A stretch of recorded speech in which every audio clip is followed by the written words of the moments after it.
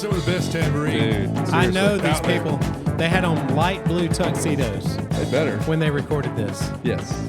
Welcome to Winner's Take, y'all. This is it, man. We've got, go ahead and get this out of the way because I don't want somebody to listen and go, are you going to talk moto? Who we got on the show? Like we spent 30 minutes. I hope we usually talk forever. There's a description. Yeah, there is a description if you guys are listening on Spotify. But we've got Ricky Johnson tonight. Cooper Webb was going to do it again.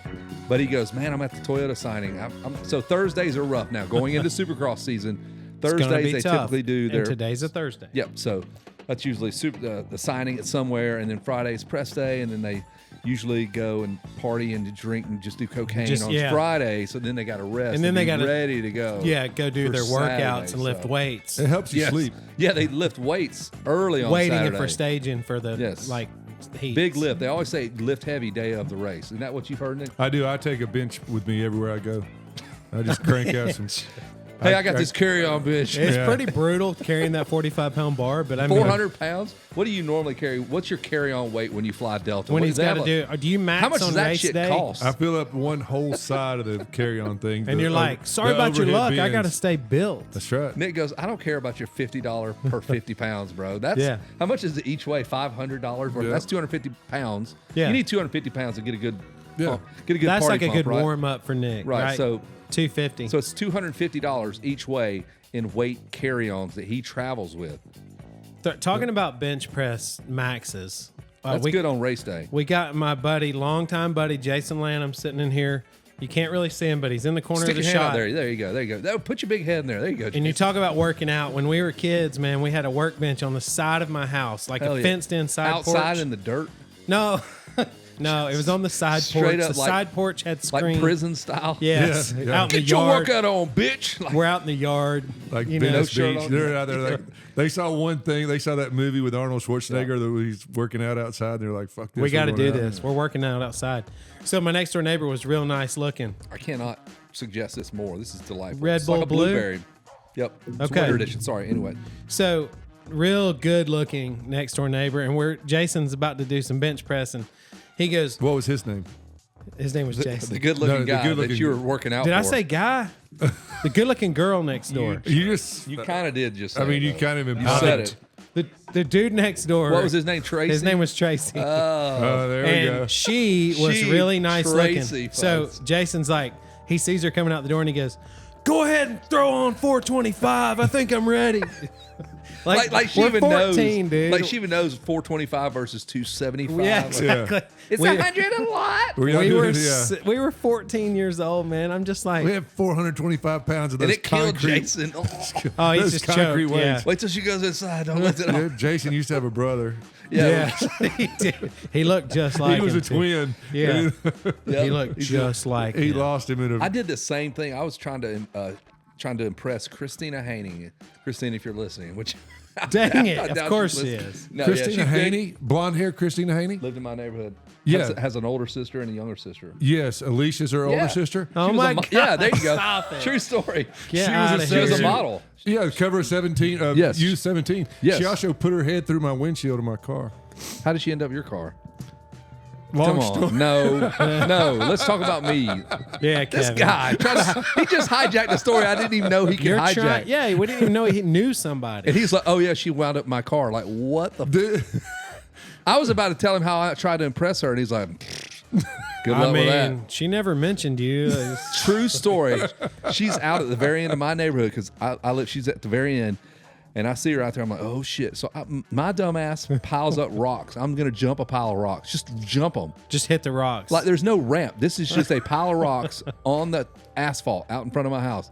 I hit that, and I have a scar where I flew off the bike, landed behind the tire, and the tire spins and sucked my ball sack and my leg up into the triangle where you got your tire and your frame. Exactly where that spot and I'm is. sitting on the tire, and you go, Just what little ball raking sack? the meat off your Seriously, balls, dude. I've got a scar. Now imagine my leg is this big. It's this big. Whenever my leg was that big, so it was half so my it's leg. most of your leg. Yeah. Holy cow! What an idiot. But did you try to play it off, or would you just lay in the No, ground? I went, ah! Yeah. No, dude, I went straight It's freaking ridiculous. to ER. Was she impressed?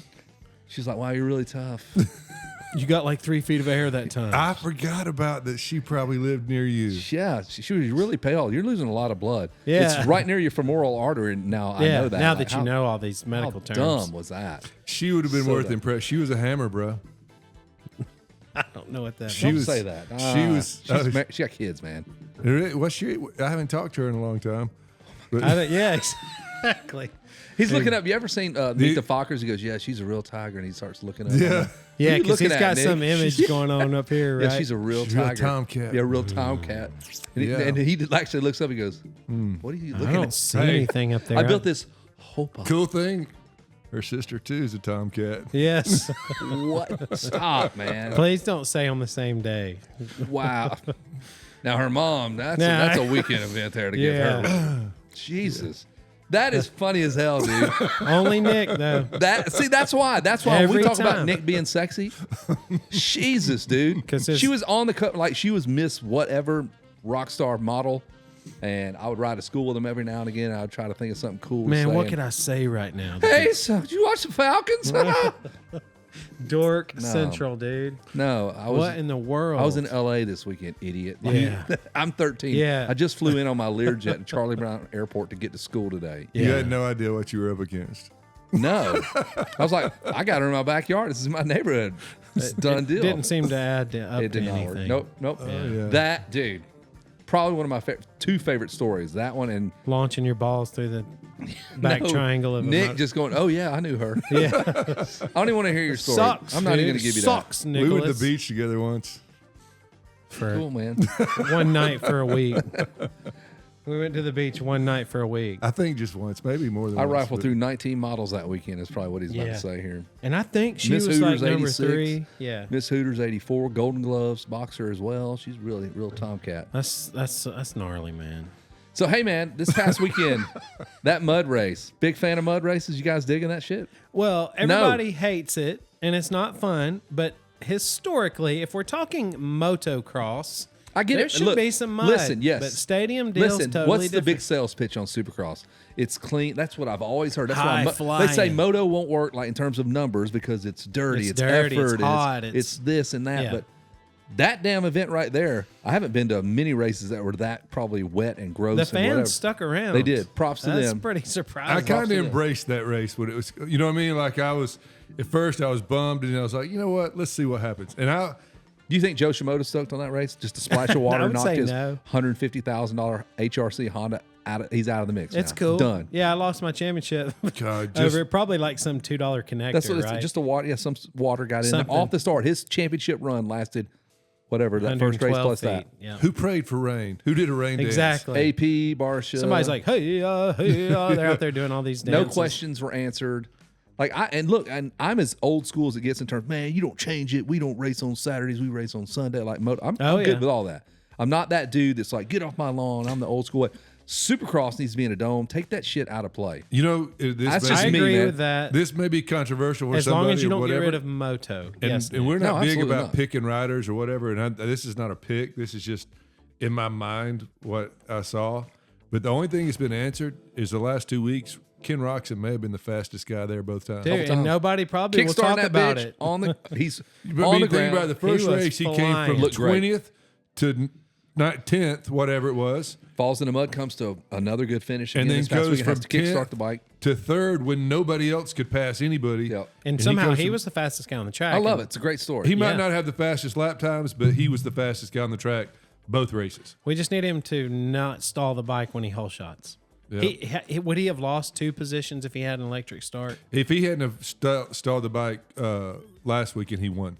Yeah, I agree. He won. He won that race. But if would he have just lost 2 positions if he could have just pulled the clutch in and hit the button? And Oh yeah, he stood may have back he on- may have won anyway if he had an electric no, I start. think he would have won. Yeah, I just think with electric start. What I'm saying, But you know, he stalled it and he goes all the way to the back. Yes. And then he still passed that many riders. Insane. Not a fan. Not a fan of the mud.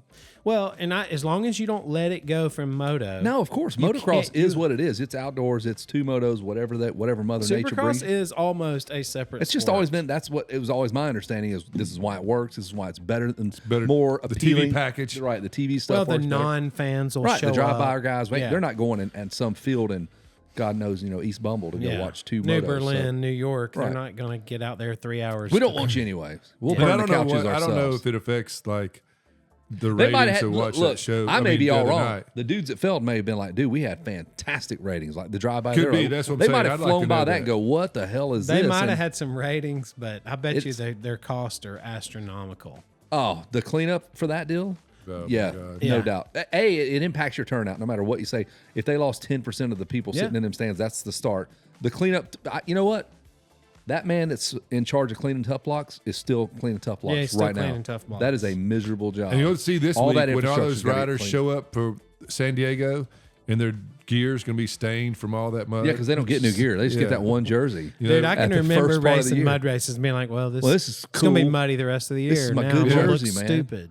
I know. We went to Loretta's and we were like, Kyle, we got you another set of gear. He's like, what? Two Yeah, sets of gear 2 sets. for 6 motos and 2 practices. Were y'all washing this in the creek? No, we had a hotel room. Oh, you had a hotel. Yeah. Okay. Yeah. But you're washing the gear every single day. Every night. Yeah. I'm sorry. hey, Pressure man. washing it first. Yep, do that first, dry in the truck, and then of course when we went up there in '93, our first trip, he raced a 500. It's me and him. Me and him. Kevin's brother rode a KX 500 And a owned by a dude 125. named Tank. Tank. 125 and 500. Yep. So that was our first trip to Loretta's. Was me and him. Only the tools that we knew that we needed to. You were tighten like, the okay, I chain, want a to 10, bind this an front 8. wheel. Well, yeah, we've already talked about that where I screwed him over at Society Hill, South Carolina. And Oh, I thought that was at Loretta's I when you did had the that front at- wheel in a bind. No, it was at Society Hills. I was like, man, what are you Camp riding so Coker. tense, man? Camp Coker, yeah. I V'd those forks in on that axle, and it was like you could. It These was things are compressed. stiff, He's like, man, man. it's not right. I said, stop being a wuss, man. I know it's saying you don't like saying stop being a bitch, and then he was like, I'm telling you, man, something's not right, dude. And then when they undid it, the 2 fork legs went, and they straightened out. I was like, my bad, Jesus, dude. dude. I always thought tighter is better, dude. Yeah, I was tight till I can't. torque, son. Crank them babies It down. ain't gonna come off on my watch. You That's know what I'm true. saying? Yeah. That wheel will Yeah, not come what off. fell off He's the on the bike? start No, line. nothing. He's at the gate, and Kevin's thinking in his head, that front wheel is on there, baby. Hey, baby, ain't coming off. Loctite this, bitch. But Nothing's yeah, so gonna we go to happen. Loretta's and we borrow my brother's 93 Ranger. We borrow our KX 500 that we use for the area and the regional tank, our good friend. And Kyle had a 125, and my mom, they gave him another set of gear, gave us $200, said, go get them. Good luck, guys. Me and him. $200. You That's a better true add story. about 4 She already zeros. had the hotel handled. Sign up's already there, but we're like, you figure it out. Okay, so sign-ups and Yeah, you just gotta- entry or the camping and all You that. got one whatever. night at the old lickety skillet or whatever the hell up on the hill there, the iron skillet, and that's Yeah. it. The And you're eating lickety McDonald's and skillet. you're burgering it out. We didn't have any, like we had some friends, but it was like Shea Bentley and a few other people, but it was just me and him. But Shay was probably living pretty good, and y'all were He was, no, suffering. he was over there with us. Like he did not go to the Cowie pits. He was way back there. Oh, for real? In the right around the first turn where Walker and everybody else Was the 125 and the 500 the same year model? No, bikes? it was the 89 and the 93. Oh gosh, yeah. Yeah, Well, they it's weren't the going to same. change the 500 Yeah, anyway. the 500 was the same. So, for yeah. the last few years anyway. But that's a big difference in motorcycle Yes. shape. And dude, since my house burned down, yes, if you haven't listened to the show, my house burnt to the ground. That's why we're at John's awesome place. This is where our new studios are. I had a whole tray of VHSCs, and I'm like, Christina, and it was on my mind. Like, Is I this found a place in something that's been Woodstock. bothering you really bad? Yeah, yes, it is. It is. Like you've had. Yes, I've had these damn tapes, these VHSCs. I have him and Clark Styles racing at the Georgia Dome where he beats him straight up. He beat in man, 92. and Clark Styles was bad. Yeah, in the C bone, class, dude. he was good. And Clark won a title. He won 2 titles that same year in the C At class. Loretta's? Same year we were there. Yes. Ah, So okay, so you had that on tape. I had that. I had all the Loretta stuff, and just his dejection when he was hyped. His last moto, he rode his ass off from way back. Ryan Terlecki's in there, won a title. Yeah. Clark Styles and Kyle, a few other, obviously way better people. But he goes, so how'd I get? He goes, I said, man, you got 5th. He goes, you freaking like he felt like he won that race. Yeah. Because when you get that far out and there's nobody around you, you're not way back slugging it out with those losers Yeah. in 20th or whatever. He got a great start, Right. and he And rode he great. suffered just as hard as the guy. Hell in yeah, first, dude. He you was know. exhausted. I was stoked for him, but his face was like, are you freaking serious? Did He you was look so just bummed like out, he? man. I could feel what he. I was felt. bummed out because I was filming it and whatever. I felt so bad for him, man. But it's just awesome to experience that, just me and him. Yeah, no, was that's pretty cool.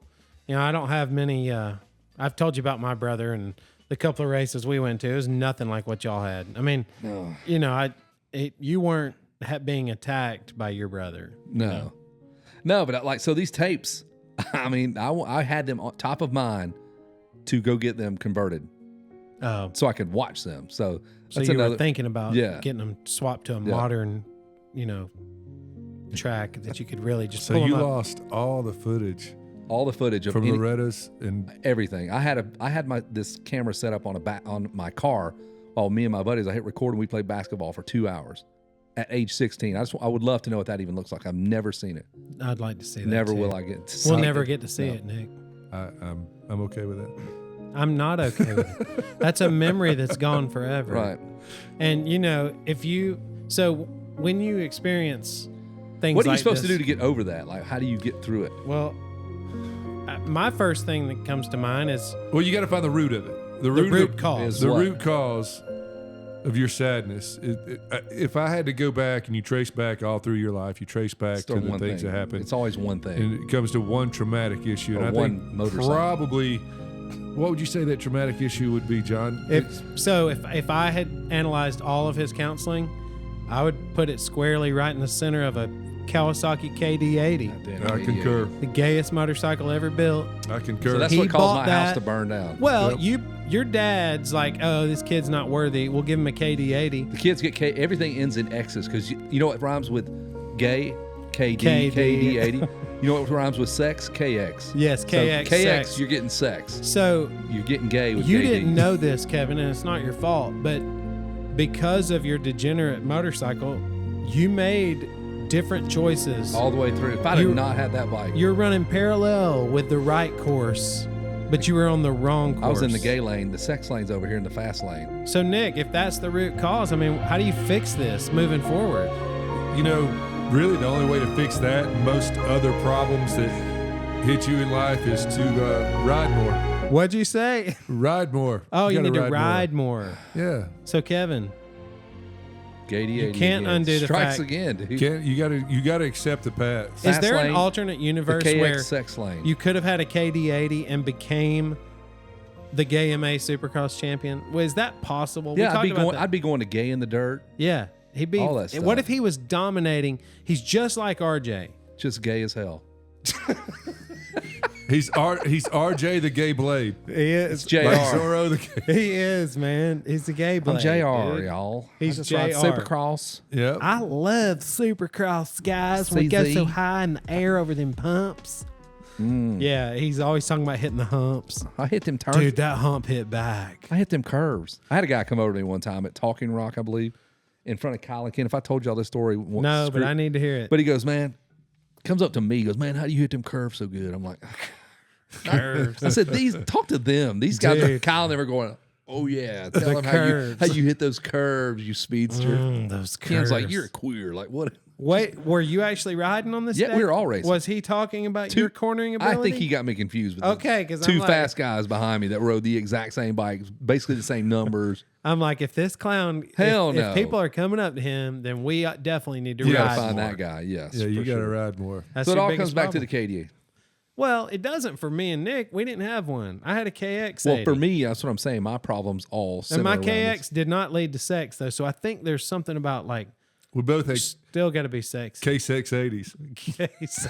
And the KD 80 is Gay the 80 and a K6. K680. That's a true So story. stupid. Shit.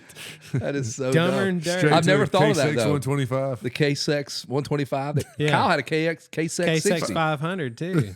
That's the big bore. That's the one Yeah. that got What? the How big- much? How much can you possibly in the intercourse you're there? Like on a It- 500 See, it's a slow slow burn, right? per minute. You know, it's a big bore, so it don't move as fast. Hey John, why don't you hit those sponsors up, man? All the skins. Oh, The we've Big got a Skins lot of family. help. Oh, we these start days. with our fast house, right? Boom, you're We wearing got it. fast house. And you're not a sellout. You know, you No. don't show up and start being one of these clowns talking about how the help. You No. know, but Fast House favorite beer did help company. a lot. But yeah, for real. And I couldn't have done it without my good friends at Fast House with these great socks they have. But we're not sellouts. No, not at all. But that Nope. does say Fast House on the bottom. God, those are the coolest socks ever. Very too. comfy. You know, Very. it's as if you wore a helmet skin for your foot. They make cool gear for a beer company. Right. Yeah, we told that on last week's episode how Nick was buying gear, and the guy goes, "Man, you know how they started? They were a beer Man, company they were a first." beer company. And they're first like, "Hey, man, foremost. a natural progression of the company would be to segue into the motocross gear." That's an untapped market in the beer market. You know what I mean? Kevin's screaming in my ear on the phone. It's not. It's not. Stupid idiots. You can't let him think that. I just let him roll with it. So helmet skins, lever skins. That's the two most. That's the most famous in my mind. So famous that Kevin just always carries one around. I have one in my bag. Yeah, it's true story. Brilliant. Well, you never know when you're gonna. Rhino skins, pork skins. Pork skins. If some people are fans of pork skins, the guy was not a fan of you eating pork skins. No, on there's the a show. guy on hit me up on Twitter, was not pumped and said he's not going to listen to the show again. I turned it around. We Man, fixed I it. ain't listening to that. You gonna keep crunching pork skin? You're like, that's a sponsor. I get paid to do. You know, that. like whenever the dude finishes the moto, like, man, I couldn't have done without the guys at Monster. Like you go up there and crack that pork skin. I couldn't have done this without that fireball. Dude, how would that look at Loretta's? Like you don't get a swig of water straight to a pork skin. Hey man, give me the pork Oh, I skin. thought you were gonna say straight to fireball. No, straight to pork skin. What if you ate pork skins Jesus. and downed it with fireball? I'm just talking about how hot and dry On the podium. and you drink nothing. You just crunch pork skins up. Just the dust. Dude, I couldn't talk, swallow, No. nothing. It's just like It would just lock your mouth up. Just your totally jaw screwed. I muscles. think that's just what we do at our seized. XR race. Like when you come off the track, you have to immediately Eat a pork skin. eat a pork skin. Or Whoa. Just be like, I wouldn't be here if it wasn't for these guys. And just- pork skin and a mouthful of flour. They throw flour in your face right as you ride off. or at vintage days, VMDs when we finish the hair scramble. V- all you can do is just come in and get a mouthful of pork skin. That's what Hey. I'm talking about. How you know how just I desperate could you are barely for talk water. after that, and I was relatively calm in my old age, but I still was going near my limit, And I don't know how you come off the track and just go ahead and get you a Just big smoke one in pork shot skins. of pork skins. That was Yeah, I'll fun. pass Though. on That that. was a fun track. That was really fun, and it was funny though because there were some people that were really past their limit. That dude that hit the fence, I mean, he had to have been in fifth gear. Because, dude, it was just He was a jacked. yard sale of stuff. So And we then need the to finish remind people were everybody. just crossing the finish line and laying falling down, over. falling over. And yeah, laying what down about that the one grass. guy like on the an hour. KX125? He like crawled across the finish line. Yeah, there's He's three right guys there. that Bike fell blew and up. laid on each other. So I just want to highlight the races I feel like you guys should do. Like if you haven't done some of these races, if you're up in like the Michigan area, do the Baja Brawl. That is a man. blast of a race. I think New England, I've done that. The New Hampshire, their regional is a cool race. I think MX 408. Oh crap, I'm blowing it. I But it's think up in 401 Maine or something. It's 201. 201. Yep. Maine. Yeah, up in Maine, that's a cool one. And then any Verb Classic you can hit is awesome. The Gypsy Tales 500 out in Arizona looks like it's going to be awesome. 4-man teams, or if you want to do it Ironman style, I would love to do that race. it looks dope, doesn't it? I've been to Mesquite. It's long awesome. I can be talked into flying out. I don't want to drive out How we get our because bike we're gonna out have to there? go multiple times out west this year. I don't. How That's many? a lot. How Mesquite's do we get awesome. our bikes out to Arizona? Robbie. Nick's like, I have to pay Nick's that got guy. a guy named Robbie that works for him. Robbie's. I think he's leaving me. No, Is he going like Costa Rica or whatever he says? No, he's going. I think he's jail? going to says he's going to work for this other repo company. man, he's been there a long time. He has. Are you freaking out about that, or you're gonna be okay? Yeah. There's You feel probably like- another more better version of Robbie that you probably have in mind. Okay, already. so you feel like you could find another individual with a matching skill I set wish he or would. I better. want him to grow, and yes. Yeah, it might be a better opportunity for Robbie. So Nick's got a guy, Robbie. If you don't know, if you haven't listened to our show, he's got this guy. So Nick owns multiple car lots, does repos of some of his cars that he has to get from This guy- himself. He and- reposts them on himself. Yeah, he'd go, come get this car. But yeah. Robbie is a jack of all trades. Just Robbie at 3 a.m.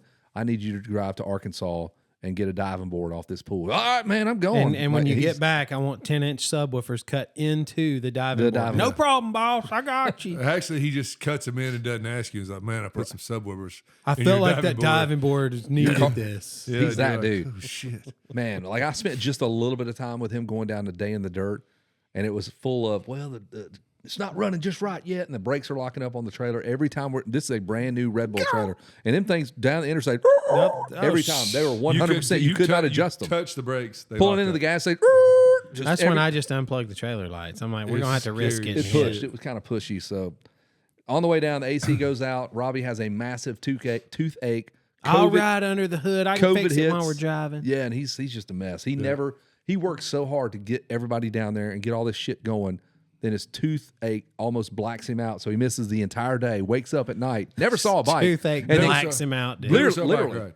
and literally never saw a bike ride. Got up that night, partied a little bit, and we had to leave the next morning because COVID hit. COVID And he hit, And he so- goes, "Well, I didn't see shit." Listen, Man. we went to the Up there. SEVMX race, not recently, right? Oh, an old one? Yep. Yeah. No, just the other day. Monster. At Monster Mountain. And so Robbie is up when I'm leaving, and I said, I'm going to this race. You want to go? Yeah. I'll go with Robbie's you. I'll up. help Like Robbie he's you. just lives at sleeping his in car his lot. room. Yeah, No, he lives lives- there, and he Oh, goes. he's at the car lot. Yeah. Okay. So he goes with me, whatever. We get down there. You know, it takes them a while to get started at those vintage Yeah, races. SEVMX, they're yeah. cooking out, and they're like, y'all do want to race? Yeah. Oh shit! Oh, well, we supposed better to- run a lap of practice. He They slept, are the most relaxed. Freaking don't even think about Practices at 8. No, it's not. It Robbie might be slept 10:30. through all the races. Again. Again. What? I bet was he's like- just like, I've He's been never to seen a bunch dirt of bike. races. Been to 12 Something of about them. the sound of a dirt bike that puts you to sleep. There's a good- nothing about that. A good shitty running RM250 just puts him right to sleep. Yeah. Just knowing So that it turned carburetor's into- all clogged up. Yeah. Man, you He talk woke about up just in time to drive me home. That was nice. that was nice. Yeah, I you raced- deserve that. Yeah, I raced like 6 motos. 6 motos back to back to back to back. Yeah. You talk about locking up trailer brakes and stuff, man. One time, the last national at Gatorback, me and this clown right here were going we're pulling a trailer behind an S10 Blazer, and we're in traffic. It's pouring down rain, and all of a sudden, you know how traffic sometimes will just take off, and you think that's it. And then it don't. Well, we're like looking at each other, and we're All just like, right, here "Man, we go. this is killing. Finally, We're bro." finally rolling, you know. Slow ride. And out of the corner, he's in the passenger seat, I believe, and he looks over and he sees the panic on the people beside us. Yeah, as he's realizing, like, oh my god, What the? exactly. And dude, I locked that Blazer up. My butt was off the seat, just and it barely stopped in time. Then brakes went to the floor. We got down there and the trailer was covered in transmission fluid because we'd overheated the trans on the Blazer. Hell yeah, you did. And then we get down there and ride practice, and Jason's like, hey man, this dude over here's got the track figured out. Follow him. And I look at him and I go, that's Nick Way. Yeah, bro, he should have it figured out. I can't keep up with this dude. Just Like, follow that guy. That's super fast. But Cali he's got facts. the track figured out. You'll go that fast if That you was follow freaking him. good. He's got all tracks figured out. Yeah, he he's has got all of the good ones. tracks figured Good out, point. man. Oh my gosh. The way you're talking about traffic, you think traffic's going and then stopping. When we were going, we did the Alligator Enduro one year, and we were going to the airport to pick Kevin up, and we were in a motorhome, and we pulled out from whatever. I mean, that Alligator Enduro was out in the middle of nowhere. Yeah. And it's bike week, right? So we pull out. There's this group, like, I don't know, 25 Harleys pull in, like, cut over in our lane and pull in front of us, which is fine. I don't give a shit. You know what I mean? It's not like I was like, hey, don't pull in front of me. I'm going to fight all y'all. I'm a dirt biker. Dumbass. But anyway, so they thought traffic was going. So in turn, all I could hear was them getting on the gas, loud ass Must be motorcycles. safe. And so I'm getting on the gas too, talking to my buddy Larry, like I'm looking at him. We're talking about something, and all of a sudden I hear shit screech. I'm That's in this the perfect motorhome, sound, dude. and I'm standing on the like ass out of the seat, both feet on the brakes, and I'm barely stopped. I was like, I nearly killed like 25 people. What if you just ran there. over all them Harleys? Like dude? all fucking any which way but loose style. Just Smokey and the the black. Bandit. I think it was the Black Widows. That's right, Fred. What do you do when you see a black widow? I step on it and squish it. Watch that movie if you haven't. That's a bad feeling though when your butt's off the seat. Because Oh, at that when point you're it's like, standing on the brakes. is it going to stop or Especially not? when you're in something that doesn't stop well, Right. or you to know, begin with. Yeah. Yeah. And you're just praying it'll perform. So that's Day in the Dirt. You need to do that. You need to do that Gypsy Tales race. You need to do Mammoth, which you've done it. Nick's talking about doing it this year. So I mean, It's those a are great race. gotta We're do going it. to Mammoth. I go every year. I'll be there no matter We're what. going. Are we Announcing. racing it? Yeah, hell yeah. God, I need to do something. I need We're to get in going. shape. You know what? Bring your vintage stuff. I think Rounds you'd have of a lot of fun with it. It's part of the That just it's part of the sounds vet stuff terrible. anyway. No, your mid vintage stuff. The 2-stroke. yeah, 80 stuff. Just the thought of having to jet. Because Rhett's 125. You they- hear him like it's the we've talked about this before. Everything to do I with just wanna motorcycles. ride, I man. know, but we'll take it there early. We'll see if Twisted Development will dial you They'll in. dial me in. Husky did dial in Rhett's 125, and it worked man, those just things are like all- it should. Yeah, you they know know what they're doing up there. And then when I got done with the motos, I took it back. They switched everything back. We See never, how cool is that? never missed a beat. We said that 95 CR to them. Let them get it. It's 44 hours of driving or something, though. That's the problem. I just want to shit. fly in.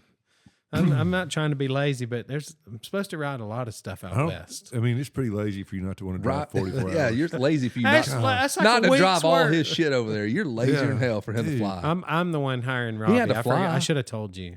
I have to be at the airport 2 hours early. Yeah, dude. Yes. 2 of those 44 hours, I will be driving to the airport. Sitting at the airport at the gate. Do you know how bad that sucks? It's Father's Day, man. How do we get our stuff out there? Kyle did it on some clapped out rental or something. What did he ride? He rode some Myron Suzuki. Short hooked him up with the Bar X Suzuki. And the foot pegs are bent down. It was some Costa Rican national champion's bike from the 90s. I'm kidding. They dialed it in for him too. They got Fast House hooked him up with a set of gear. Some See, you know, none some of that will extremely happen. I tight have that Fast gear. House. I was about to say, I My have that last gear. name is He not gave it to Kelly. me. He told me he outgrew it. yeah, he did outgrow. He He was, outgrew this is like the athletic cut, I believe. It's European We cut, don't if you need will. that. Yeah, that's Nick does. We don't. I've worn that gear 100 times Awesome. in the last year. hey, he got the whole shot. He got the whole shot over Ty Davis. Yeah. Couple people, man. Led a lap. That was bad to the Led a bone. lap in the 35 or 40 Pro. Yeah, and then he just said, "Whoop, I'm good." Yeah. I don't blame him, dude. Can you just ship a bike? Yeah.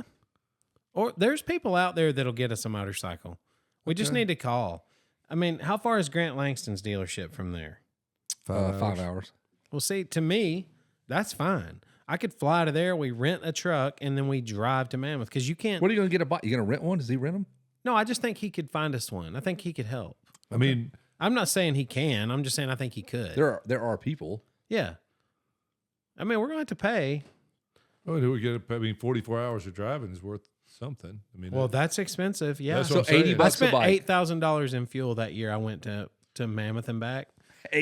$8,300 in fuel. You could have shipped everything out there. Yeah, in but a I mean, I was gone container. for 5 weeks though. So Right now, you had a bigger. I had a big purpose. old trip. Yeah, and that's fine. But went- that was just the drive the there in the drive. back, pulling how a much do you camper. spend in gas? $8,300. How do parents do? Like, think about all these kids that are running They down just the do road. Like, it. that's how much you spent, really?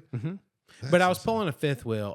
Theoretically, I would never pull a camper coast to coast again. I mean, when I got back, dude, there was just interior siding, just like where Everything's does this falling off. 4x8 sheet go? It just beats it up, huh? And then you're just sitting there with like you got self-tapping screws, and you're like, I guess Hope I don't hit an electrical here, line. meow, and you just start screwing the thing back together, man. So it says you can ship a motorcycle across to California for $300. Yeah, that's a little bit cheaper because Three I had each way? $8,300. Or So it might we save built a me. container. When I told you when we did this for Red Bull, we built a literal container. I put 6 CRF50s, helmets, the whole deal, $500 each way for 6 motorcycles. Gear, 50s? like yeah. Granted, they're 50s, Yeah, but still. you've seen how when they ship shit They overseas, take up room to strap them. they'll all strap that thing down and put a whole bike in there with all I their bet shit you and could just throw it ship it in a damn DHL. container for cheap. Yeah, you build that bitch out. and put 4 Everything. bikes. I mean, we could put the big bikes, All the- your gear, the your dual toolboxes. sports. Well, if we go out gas there, we cans. really need to ride something else. Yeah. There's a million miles of trail right near Mammoth. Right on it. I just couldn't get up the nerve to ride beat out sand whoops for 20 miles from June Lake to Mammoth. It's not that bad. It's it's manicured. That's their snowmobile trail. Yeah, that during the winter. particular time though, it What was was whooped it? out Oh, pretty you did? bad. Okay. Yeah, because I was like, I'm not. I've driven gonna- that a million times. I'm like, man, I want to do that because it looks so It looks damn fun. Yeah, I it mean, would be fun. And then you would just weigh out. We could just buy something when we get there and sell it before we leave. That's more of Nick's move right there. This guy, I mean, he's a car Buy the salesman. bike, and then we can sign it back to Langston Motorsport. Man, this thing didn't run worth shit. I need to return this, sir. It's got 3 Got motos at 4 hours at elevation on it. 8,000 feet, man. Like, this thing's pretty rough. Yeah, it's. She ran a A little winner's lean. take y'all signature series. Yeah, that's right. You could, but We'll 10 over retail. We won't ask no Yeah, questions. we won't say a word, man. you could probably ship something out there, I would like to. Man, that was hard. or buy something and ship it back. I thought about it one That's time. not a bad plan. I either. thought about buying. You Like, buy, what about a trailer and just ship a trailer? And then when you get there, you have your truck, hook it to the trailer, Yeah, you rock and take roll. your rental truck, and Hook it right to your trailer. it's not a bad idea. With all your shit, and you already got your trailer and I all mean, your stuff. it's cool. You know, it's cool that we're planning this. you could probably on get the- a trailer shipped out there, if, like with your bikes in it, for $1,000 each way, Yeah. something like that. Somebody's listening, like, man, Somebody's like, these stupider than stupid hell. idiots. I'm like, Well, why we don't can they do plan that. this What on their off time? Is Right, that why near we gotta Baja? listen Can to we this? do? Can we? I was in Cabo last weekend, And the whole time I was there, all I could think about was riding So because close. there was so much. Because on the Baja Peninsula, Yeah. and then there's so many. That's the first vacation I've been on ever, probably, where I actually saw people riding dirt bikes. Because You might have so saw many my buddy places to ride. Michael Adenik listens to our show, worked for Red Bull, has a house in Mammoth and in Southern California. He just started in San Diego, just got to back Cabo. all the way. He did 1,100 miles there and back and whatever. He knows the whole route. Yeah, there are places dope. in Cabo. We went and rode 4-wheelers, and it was so funny. I watched the video.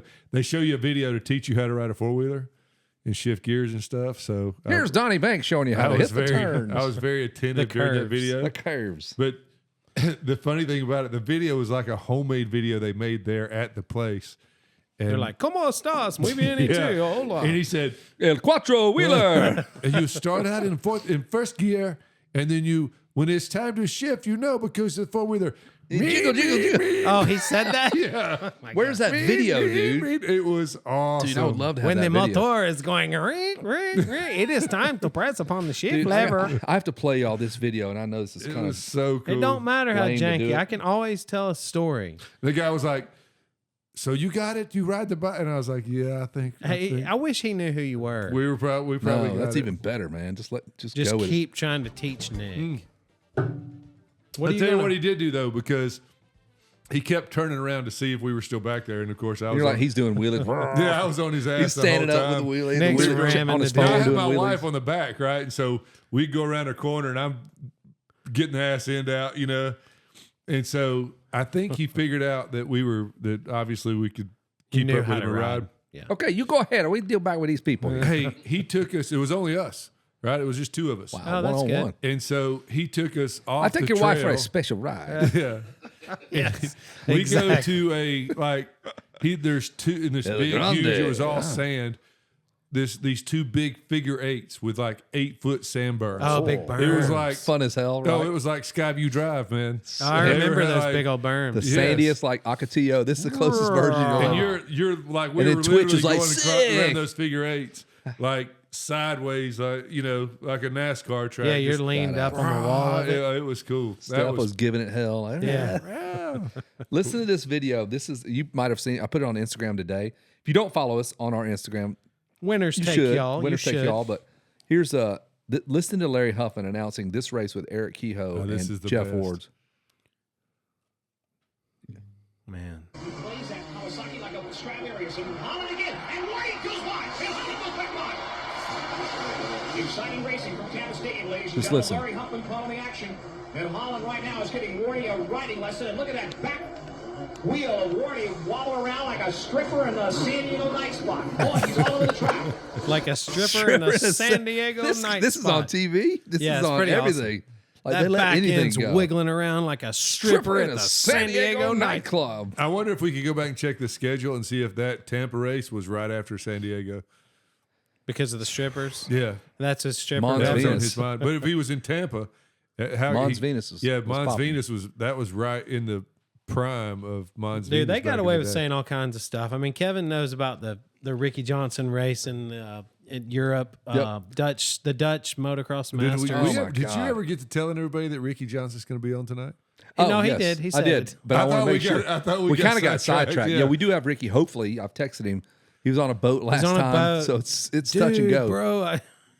But He better be here. I mean, dang.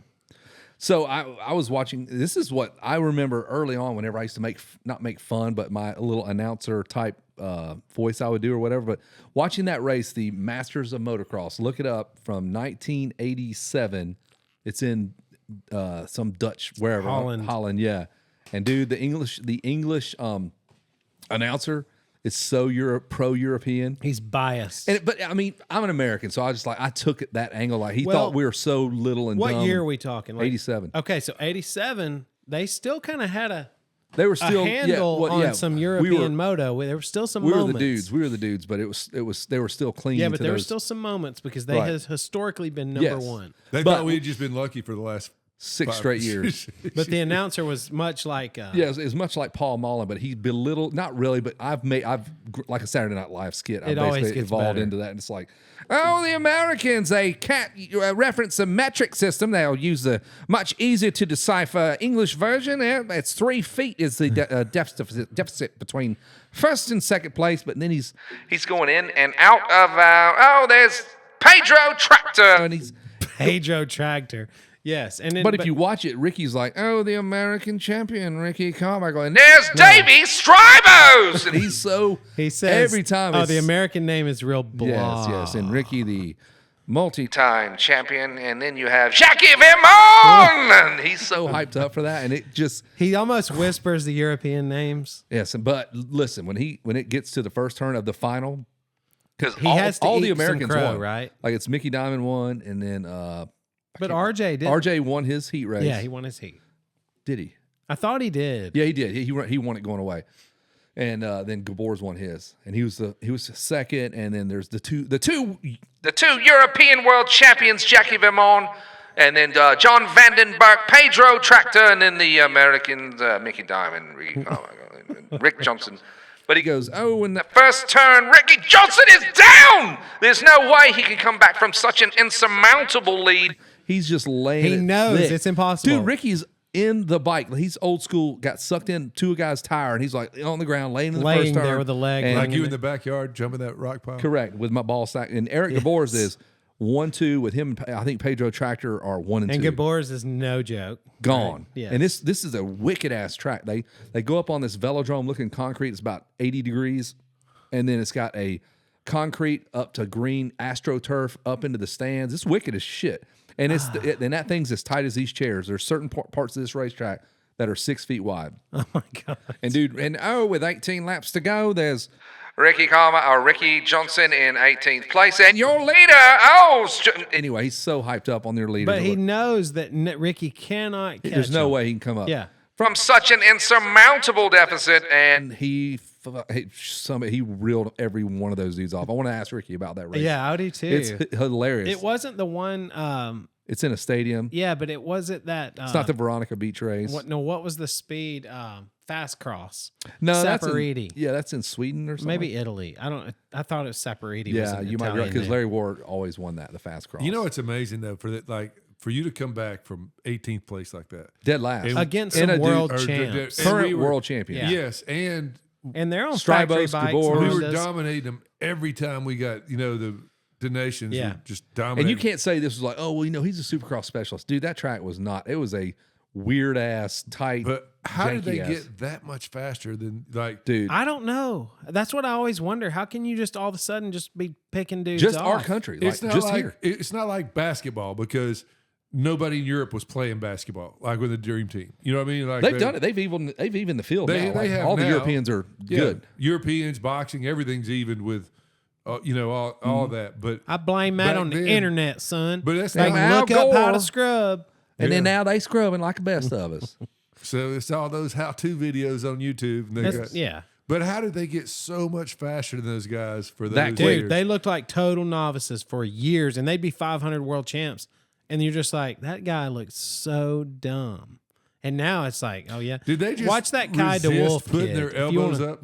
Like Yes, they're like, they- we're elbows not putting down. our elbow. No, for arrow.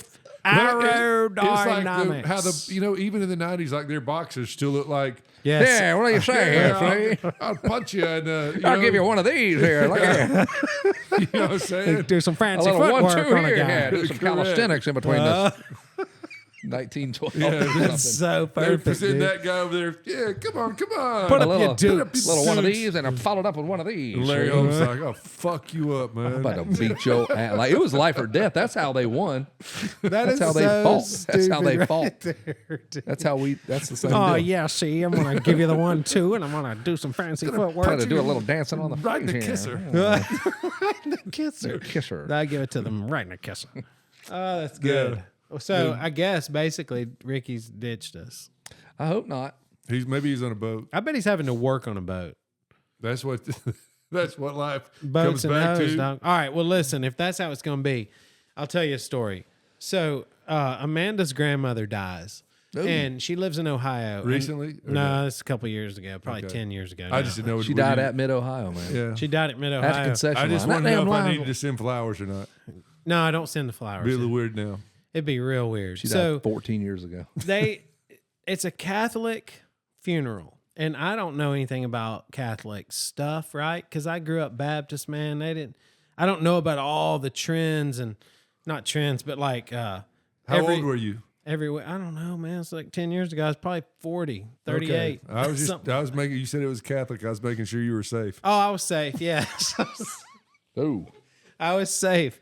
So we go, and I'm already a little uncomfortable because I don't know all the traditions and the rituals that go on in a Catholic church, and there's a lot of them.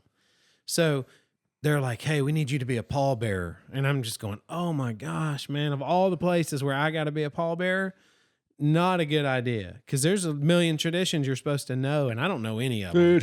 You know, I'm all You like, said, I only know, I'm from the South. I only know being a hucklebearer. Right. Hucklebearer. Yeah. Coming in, huh?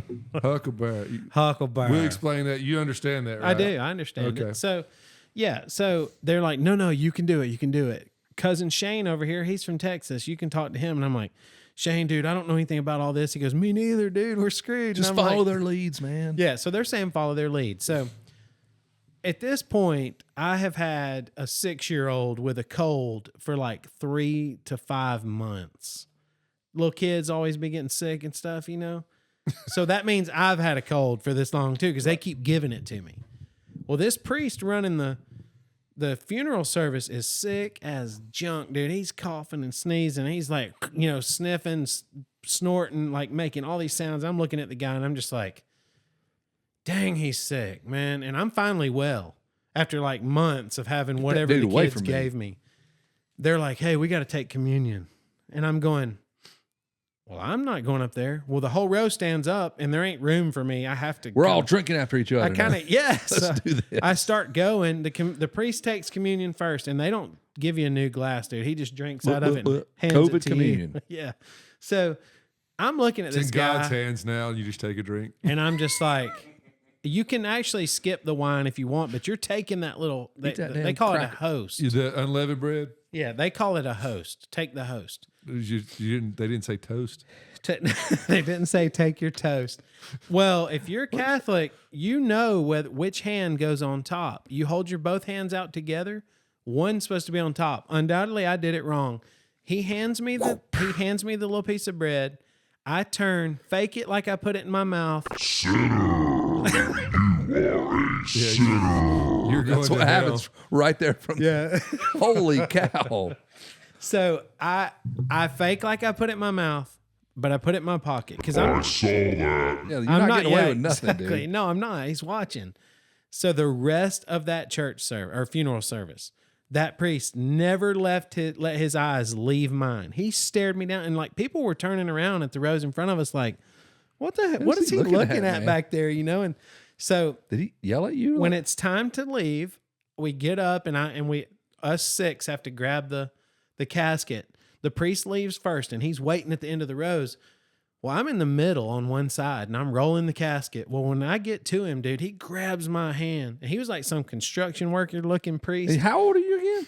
38, 40. Did you look, little boy? No. Wow. But he grabs my arm as we're you ain't going getting away by, from that. and he yanks me up to his ear, you know, or to, he goes, did you consume that host? Well, I've never heard it called a host. So I'm like, what? Was he a Meanwhile, peaky fucking blinder? Did you say, you should have went, What the fuck, man? did you say toast? Toast or host? so meanwhile, the casket's still moving. Keep fucking Cousin walking. Shane is behind me. His toes are hitting my heels because this priest got to hold my arm. And dude, he's squeezing as if he's getting paid by the foot pound of torque, you know. He's just holding on. He's like, I go, what did you say? And he goes, did you consume that host? And I'm like, what is he saying? Host. So I'm like, look, man, yes is the answer you're looking for. So yes. Well, then I'm Whatever getting, it takes for you to let me the Let fuck go. go of me. So he lets Can we go. drop this body right here? We're going to do you know, this. I said yes, so now it's on me. I'm the one going to burn in hell for lying in church. Except that we're still in church and we were heading towards the threshold. So I'm like, reach in my pocket. eat that thing before I cross the Look at him while you're doing it. before I cross the threshold. That way I didn't lie in church. And I get outside and cousin Shane's like, and he's from Texas, but he's lived in New York now because he's in Ohio for the funeral, but he lives in New York. He's like, dude, what was that guy saying to you, man? Why was he holding on to you so tight? I almost dropped the casket, because his arms are Can you getting scold stretched me out. later, I dude? was going to jack him. Jesus, No man. one believed it. They're just like, there's no way this priest did that to you. And I'm like, dude, look at the bruises There's on my surveillance arm. cameras somewhere of you just getting This the hell homeboy squeezed out of your had arm. my elbow like just clenched and would not let me go, man. I mean, what if I dropped that casket and Thanks a dumped lot. They Granny roll out? right out in the middle of the floor. Granny All just over a rolls. piece of toast. Take a dude. piece All of over a piece toast. of We toast. fighting over toast, man. Yeah, dude. Let me go. Yeah. Jeez, So what a whatever you do, I mean, everybody that's had little bitty kids remembers when they were sick all the time. They start school, Well, they catch a cold, whatever. I mean, I was over it. in your defense, Did he you get sick? probably got his cold from a little boy too. Yeah, we all know how that went. He probably did. Hey, one thing Nick said last week that's in relation to that. Your guy was out there digging through the fire and he finds the grandmother's pearls. My the wife's best pearls. thing Nick ever said was, the less you know about your grandmother's pearl necklace, the better you are. I caught that. So freaking perfect. He Yeah. didn't even smile or No, nothing. He just he's dead- says it. dead Because man, I dude. was serious. Hello. I wasn't making jokes. I never make jokes. So, yeah. Everything What they I say, say- don't kiss your grandma on your dad's birthday. Like you don't want it on your grandfather's birthday. Yeah. No, don't. You don't want to do I that. had That's a friend, him and his son, he had a teenage son, and they were like jawing each other. We were actually going to a Falcons game, and we're in the car, and they're like picking at each other on the way back. They had a relationship where they would just, be like, Rubbing shut it. up, bitch. And they'd always be getting on each other. And the dad told his son was like 17. He's like, oh, yeah, I wouldn't be going around kissing your mom in the mouth anytime soon either. Jesus, dude. That's gnarly. That is The heavy. kid just got quiet. What does that mean? Yeah, I'm scared. He was knew old what it enough to meant. know what it meant. Yeah, he's and old he- enough to know. He wasn't real happy about it. All right, tell me, do we need to go to Nick with a line of questioning? No, I'm gonna ring up Ricky Johnson real quick. Let's just make. I it mean, do happen. you think you should? Yeah, it's 8:00. I know a guy. Well, that'd have been nice to know. I'm thinking he's ditched us. The whole time you're like, I don't know, man. RJ, very aloof. We don't know if we don't think he likes us. we I mean, should that's how you all, reckon. we should all be naked doing the thinker pose not like him raining, and the fox had. though. I can't look as good as him, dude. He I looked- do have hair like cut short. Yeah, he looked good then, didn't he? Dude, That he's was ripped. pretty pimp. Yeah, And Dungy tried to redo that What's or going something. on with this? shouldn't. Oh, this is what happens. Dungy tried it. Dungy redid the pose. I used to like Dungy when he would do his Target thing. He never said he was sponsored by Target, but every time he go, Just hold his hand up. he'd Yeah. give the Iron Man pose with the thing in his face. Hello. Why is this not working? Are you connected to RJ? I mean, it says I am. I'm gonna. So when it rained like hell the other day, I thought Prado was going to win that race, just because it was just mud. I was like, if Prado gets a start, he's going to win. You And know he won they the all heat race. Yeah, that's pretty cool. Yeah, Right? I mean that's impressive. But they say he's not that great in the mud. That's weird. They freaking look good in that heat race. Yeah, I mean It's restarting. that dude's got talent though. You know, what I mean, he's World champion. A little bit, yeah. well. I mean, I'm just saying, like he's going to adapt to Supercross better than people.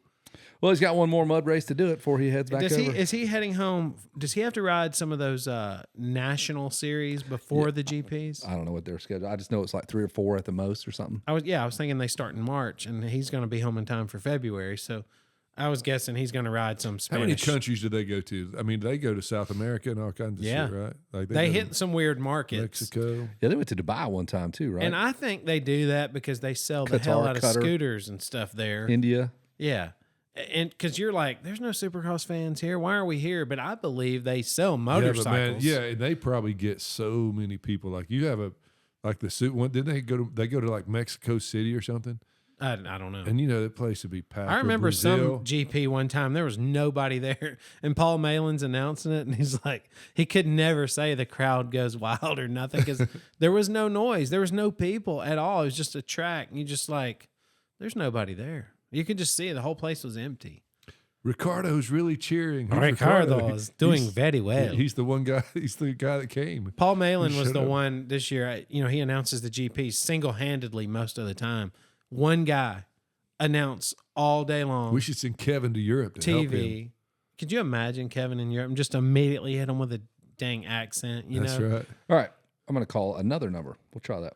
Oh, that's serious. Kevin, now. that would be awesome to get Kevin with some Southern twang in Europe announcing their races. Can't understand I what mean, you're saying, mate. It doesn't. We have foreign guys announcing our That races. son of a bitch come around that curve wide open, Paul. Take it away. If they're going to have Bloody a foreign hell, guy, mate. Back to they're you, gonna have a Paul. foreign guy announce our fuck races. is this man We're saying? sending Kevin to Europe. That would be sweet because they do. damn They right. put us over here with these Lee Diffies. And It's the Hey, man, I love I Lee defend Lee Diffie. Diffie, dude. I love Lee Diffie. I'm not I dogging do Lee Diffie. too. I love you too, and I think you'd be great. In Yeah, Europe. we're sending you to Europe. No. You'll be like, that son of a bitch, had Jason that thing Thomas- strung out.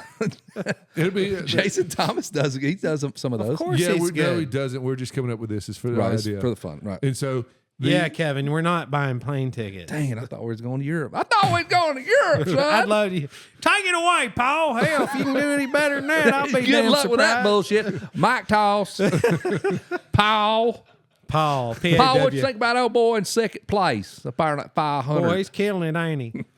That son of a bitch come around that first curve. A wide ace open, brother. this crowd is yelling. Hell yeah.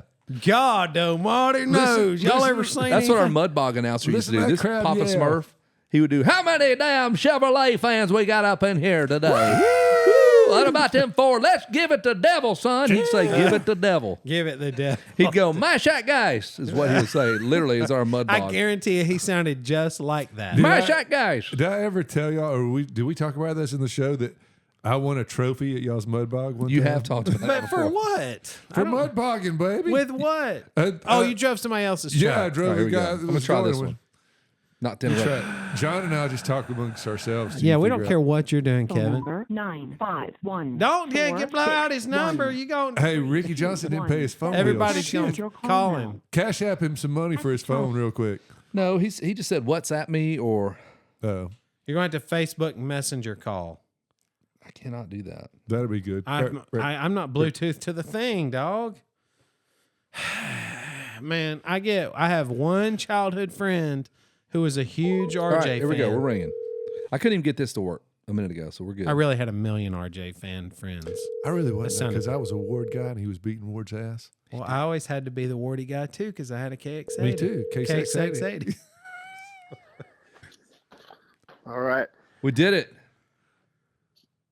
You successfully worked your way through to my lair. You've here got in a lot SoCal. of built-in security get through, RJ. Yes. Yep. We finally got you Yeah, locked you know, in. We got a team of hackers how here it is. working. Well, you know how it is. You know all that money from Winter State Golf. Then I bought this huge castle. In You were Southern great California. in that movie too, by the way. dude, I was literally going to hit you up with some Winners Take Y'all stuff, and I told you in one of my messages that we have, not to let the cat out of the bag, we're going to get one of those dudes from that movie on our show. And we had David Bayle on a few weeks ago, and he was talking about, and I'll let you kind of tell your version of how that all happened. You were already over there doing some filming, and David was at the hotel, and he said, hey, man, you called him and asked him to come over and join you. Yeah, well, it was crazy because it all happened at the race, and so there's a couple of cameo shots of that. One of them, I came out of a shitter, and I'm walking across, and I see the guy. I can't remember the actor's name. It was Rick Mellon. It was really cool. Like we all hung out and talked, and because the bunch of those guys became famous later, but weren't at the time.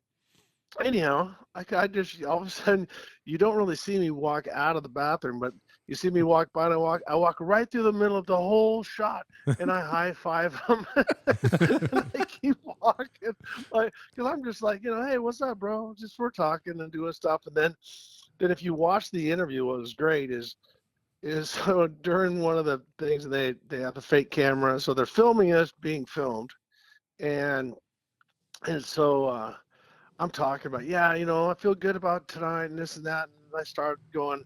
And you really gotta watch out for the Team Nami guys. And like you look at Bailey's face, like what the Team hell are Nami. you talking about? Like, the hell? and I just totally rolled it off in there. And then Steve Lawler, a friend of mine, did a lot of the stunts, crashing that crazy bike that was supposed to be the Rick Mellon machine. Yep. Good stuff. Yeah, and Bailey talked about the fact that he goes, Rick says, you can come over, but you're probably not going to get paid. And David said, I think I got paid and they didn't get paid or something like that. Yeah, you thought for sure David was going to get screwed, but he ended up getting the check. Yeah, I never got paid. That's you what need to hit Bailey up. Yeah, and he's see if got your you money, I think. can Yeah. Get some of that back. I mean, He said he mailed your check to his house and he cashed it. Well, we get Steph, what was the last royalty check for Supercross the movie? oh my gosh. Like 85 cents? I was going to 85 say, I cents or mean, it's something? down in the pennies. That's Cost him more to mail it. I would love to have that, though. Oh, it was pennies, man. It's like nothing. So like somewhere in some country, someone watched it on Netflix or something like that. Oh, hold on, so we got it right here. Yeah, here it is. Mail RJ a check. One for 94 cents. Wait, you actually winner- have a check? Dude, I have a check. put 94 that cents. thing on eBay, and I bet you make $100 in a second on that check. John would pay you $100. I would pay thinking you. I need that. I would pay you $100 to have that in our studio. Yeah. That would look bitchin'. That'd be sweet. Dude. I'll frame it and send it to you. A 94-cent check, man. Ah, yes. All right, make it 125 then. If you're gonna frame it, I mean, we owe you something, right? Right. Yeah. Dude, that'd be. I would. Yeah. That's pretty dope. That's memorabilia. Yeah, get those things. Dig all that stuff up. You can make money off those. So Yeah. So Bailey, we kind of convinced him that when he's telling old race stories, he needs to throw in, man, I had to race RJ and I had to race, Wardy and Rick Mellon and we kind of said, hey Bailey, you should do this. And by the end of the show, yes, he he's was talking about some of the guys, man. throwing He goes, it down. he goes, I just never forget that Colorado round, and Mellon was just dialed in that day. And I'm like, dude, he was so good. and he didn't laugh or No, anything. he was just so did deadpan. it. It was It was- great. It was awesome. I'm so happy. I think the best part of Winners Take All is Carl in the blue Corvette. Carl, dude. everybody. Babe, you know how hard this place is? AKA, like his acting, he's over there acting all pissed off like a perfect blonde-headed, snobby, soch boyfriend. Yeah. And I'm like, dude, Brock, you just got your perfect part. I'm playing Rick Johnson, so it's easy for me because I'm playing me, But I think you need to get a blue Corvette. And who drives a blue Corvette down the dirt road to go find their babe? I mean, like that. I mean, surely. Well, the funny thing about that is that Brock does. of That's course who he does. that was his part in the movie, and they never like it. When I saw the movie years ago, I thought there's gonna be a twist where Brock is gonna. I mean, he's a great motocross. Like he's gonna wind up on a motorcycle. He's never a motocross somewhere. Yeah, they never even say he's that just he's some a motocrosser. jerk boyfriend. Yeah, Yeah, Mr. GQ. he's like a doctor or something. Yeah. What was he? He was like an amateur surfer or something like With that hair, for Hey, sure. shush. With that hair, he was. It's No, classic, man. He was too pretty. He was too Yeah. pretty to be a motocross It's a guy. golden boy, man. Hey, we're coming back up on the your last race ever, and I was doing a little bit of research today, and it was, of course, San Diego, and watching some of your videos, and you talking about how you at the time you weren't sure, but you kind of felt like it might be your last race ever, and like how hard that must have been. Like you even said it, man. You were physically locked in, like your body, everything was so perfect except your damn wrist. Yeah, I did one more race after that over in Japan, which I can't believe they actually put a Supercross in right in the middle of our Supercross season. That seems so bizarre. Like I couldn't imagine that being Wouldn't happen happening now. today. I mean, you had a national in Well, between your series too. It was. Yeah, when we did Paris, and honestly, we did the first Paris Supercross, not to have an ADD moment, but we did the first Paris Supercross after Daytona in '84. It's so Oh my weird. gosh. Like, and who the hell would let that happen now? These guys go, oh God, no, I can't look at a off-road bike. That might mess me up for my Supercross. Right. So Truth. they're a little too sensitive.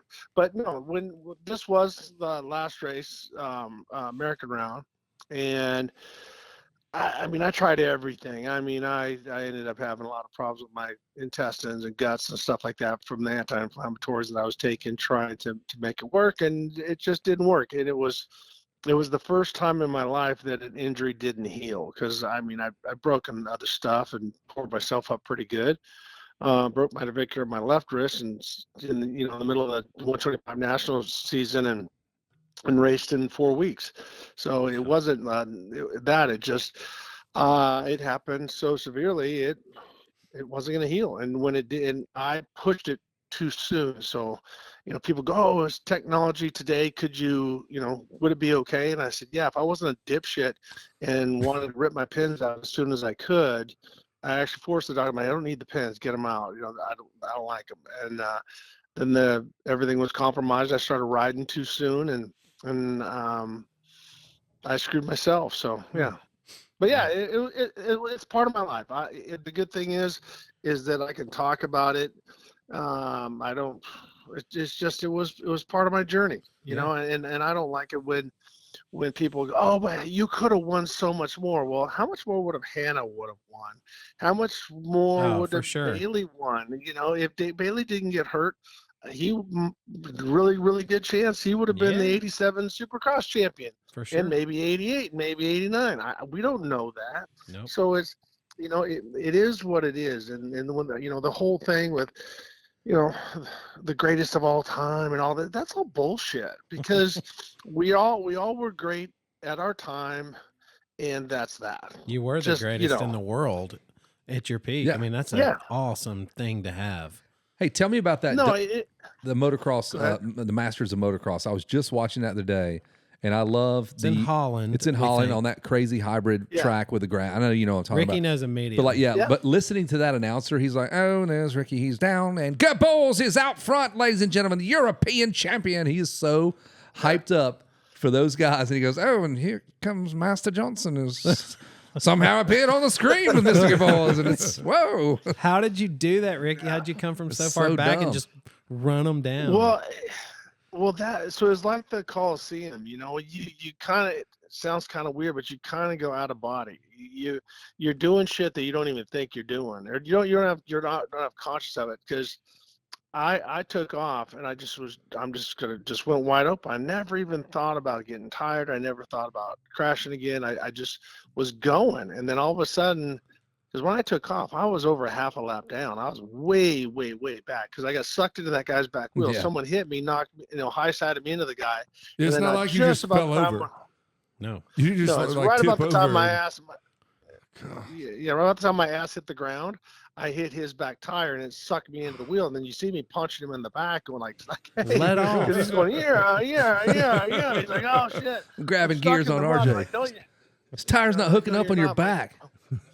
Yeah, my nuts are wrapped around your spokes. So, So then when I took off, I just kept going, and then Gabor's, I think, got complacent, and then all of a sudden here I come. And then Mickey Dymond might have been hungover from the night before, chasing girls over there, but yeah, no, it was a cool race, and those are the kind of races that are cool, because you have nothing to lose. You're like, well, I'm already in last place. Let her rip. Same thing with the Coliseum in 87. Just gotta give it 100. Or no, 87. And I got knocked down the first turn. The machine gave me a shove. Yeah. Hey, that one race, I guess you and Bailey, what was it, 86, Anaheim, the greatest of all time. They all talk about it. Dude, what needs to be talked about is how you should have ate shit with, I guess, Keith Bowen, because he hit the deck so damn hard, and you smashed in, and you had nowhere to go. You were doing 85 miles an hour. Scott Burnworth? Okay. Yeah. He hit the deck like a damn ton of bricks. Well, he's about $140, and I'm $185. That so, helps. I'm coming off the jump, and he actually, if you watch, everyone goes, "Oh, you took him out." I'm like, watch the video, man, because he's arcing towards me, and I saw him coming, and I'm like, we're gonna hit just about the same time as we hit the ground. Ugh. And I don't want to be in his hand. I don't want to be hooking handlebars with a whole group behind us. So as he's coming, you see me lean away, and then as we get close, I lean into him and give him a shoulder. I just go shoulder to shoulder, and the big block won on that one. But see, I did it to him the week before. I smoked him out of the way at a Golden State race too. So he was pretty pissed. And so we just did this. We just did my Ricky Johnson Lucky 13 ride. Yep. And so we capped it with David Bailey and I, which we're gonna start releasing some footage. Sat down and watched the whole 1986 race together. We've never done that. Sweet. For obvious reasons, because more important things in life were taking place than a race. David got hurt, and the next year, and so we're not going to talk about it then. And during the time during all the other stuff, we're not going to talk about it because I'm trying to win the Supercross championship. He's trying to win the Supercross championship. We're both trying to win outdoor championships and all that stuff. So it was never done, but we sat and talked about it. And when I got it behind Burgett, I was a little tentative because honestly, if I got smoked that hard for a second weekend in a row, I'd have ghost rode my bike into the guy, aka me. Yeah. So I was like, man, I better be careful now because third time, if I crash him again, Yeah. you know, we've known each other almost our whole lives. He's gonna try to kill me. So I was tentative for a little bit, but David would have won anyway. So, but it was a great race. We watched how much we went back and forth, and he credits me for bringing the race to it because every time he passed me, I just shot right back by him. But he sees to forget that he would just pass right back by me again too. Yeah. So it was awesome. There were some tears shed. There was a lot of great things, and we talked about him. We didn't end it on a low thing. We talked about the injury. We talked about his beautiful wife Jean and how she supported him, and then I finished it with him winning the 2000 Ironman. I mean, because we saw each other the first time we watched it live in 1988, and I was just over there with my then girlfriend, now wife, Steph, and I remember watching it. I made jokes about how hard it was to be a spectator. I had to get up so early and how far I had to walk to get my coffee, and then I had to stand around my feet on the asphalt all day. It's exhausting, bro.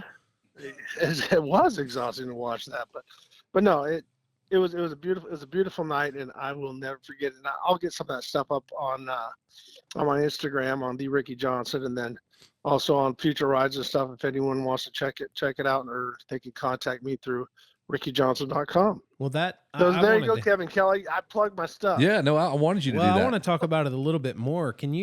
So you did that, the Lucky 13, but you have another one coming with Wardy, right? Are you doing another? We're gonna put. I'm gonna push this one because I couldn't get the tickets that I wanted. Okay. So honestly, tomorrow I'm gonna announce because literally I went to order them a week later, and all I could get was nosebleed. Okay. And and for mine, I want more of a premium deal. So I have Wardy online. I have other things online, and I want to make my rides different. I want to do a couple things. One is I want to get people stoked on riding.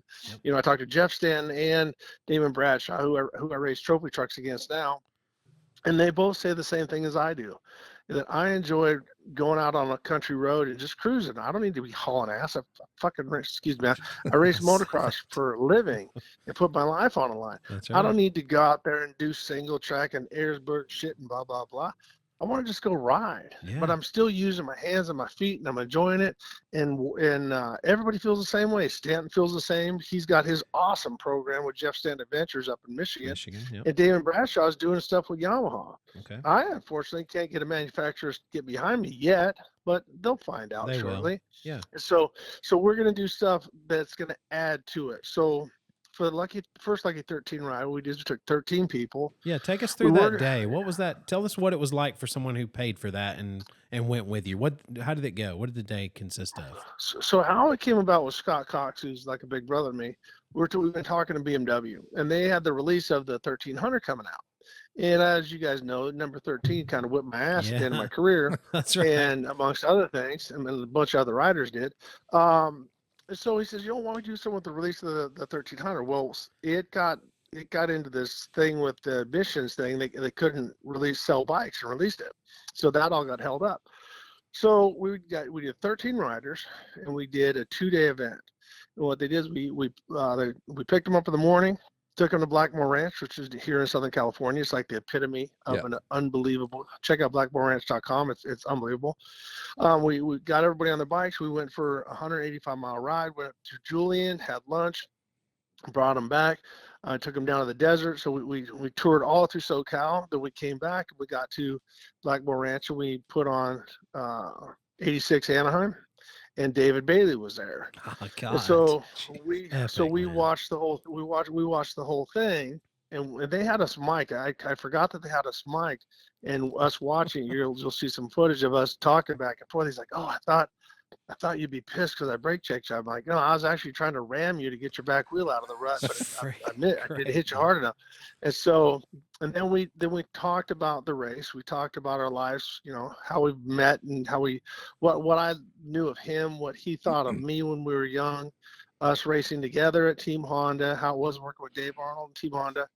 And there was probably 40 people total in the room. And you could hear a pin drop, which was bitching, because if there was 200 people, there'd be some jackass in the background telling some story or doing this or doing that. So it was like you could hear a pin drop. Yeah, exactly. And so, but then the next day, picked him up, talked to the guys at Feld. They graciously hooked us up with a track walk and pit tour. So I walked him around. We saw Dean Wilson and some other guys, and we saw Lars and introduced the guys to different people, and then went up to our reserve seats, watched the race, talked about everything, and then hit In-N-Out Burger on the way home and smashed a double, and that was that. But no, it's the idea is to give them a little peek behind the curtain, of what of that. So if it's my life and Wardy's life, and talk about him and how he was my hero, and then he was my nemesis, and then after racing, and then him going on and almost winning the Indy 500 in his rookie season, then crushing everybody in Supermoto, and I mean, just there's a lot to the story, and whether it be with Brock, Ron Lachine, or there's going to be a lot of people, Eddie Lawson, the list goes on and on, maybe Bubba Schobert and things like that. So I'm going to just bring my friends along and let's go ride, and you get a peek behind the veil. Man, that's an epic day. Yeah. I mean, I would imagine you were able to fill all 13 spots, and I guarantee you this will do nothing but gain momentum. I think it will, because I'm just being real with people. And what was a blast is that, I used to do that show Epic Ride, and Todd Huffman made fun of me because every time I say it, at the end of the day, I made three new friends. But it's true. When you hang out with people, especially when you ride motorcycles with them, there's something about my motorcycle friends that last for lifetimes. Guys that I raced XR 75s with, we still connect. It doesn't matter what level or this or that. You go to the track. It was funny. You don't even talk to each other, but you have this bond of digging moto. Look at you guys. I mean, there you go. You look at Mathis. You look at all the guys do this stuff. It's moto friends, and it's crazy. The shit doesn't get old. Yeah, no, I just posted at it. Like, it never gets old. Like, literally, I still love talking shit about dirt bikes, and have done it since I was whatever. Same with these guys. So, just like you, can't get away from it. I've tried. Yeah.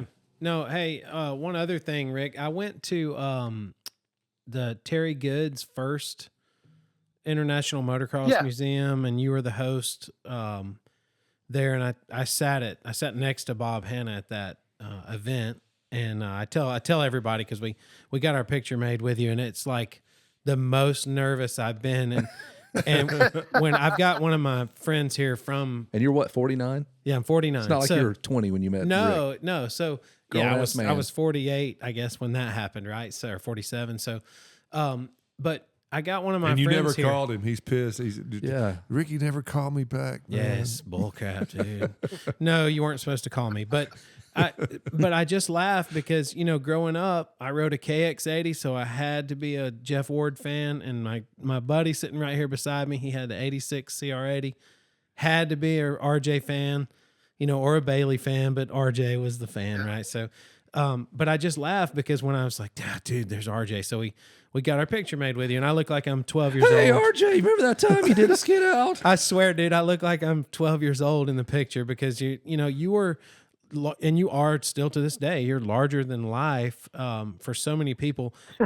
But you got up on that stage, man, and you're really good at hosting things like that. I mean, it was unbelievable. It was incredibly interesting. I could have sat there for days listening to you. Did you enjoy that? Like, was that fun? To be honest with you, because here's why I enjoyed it.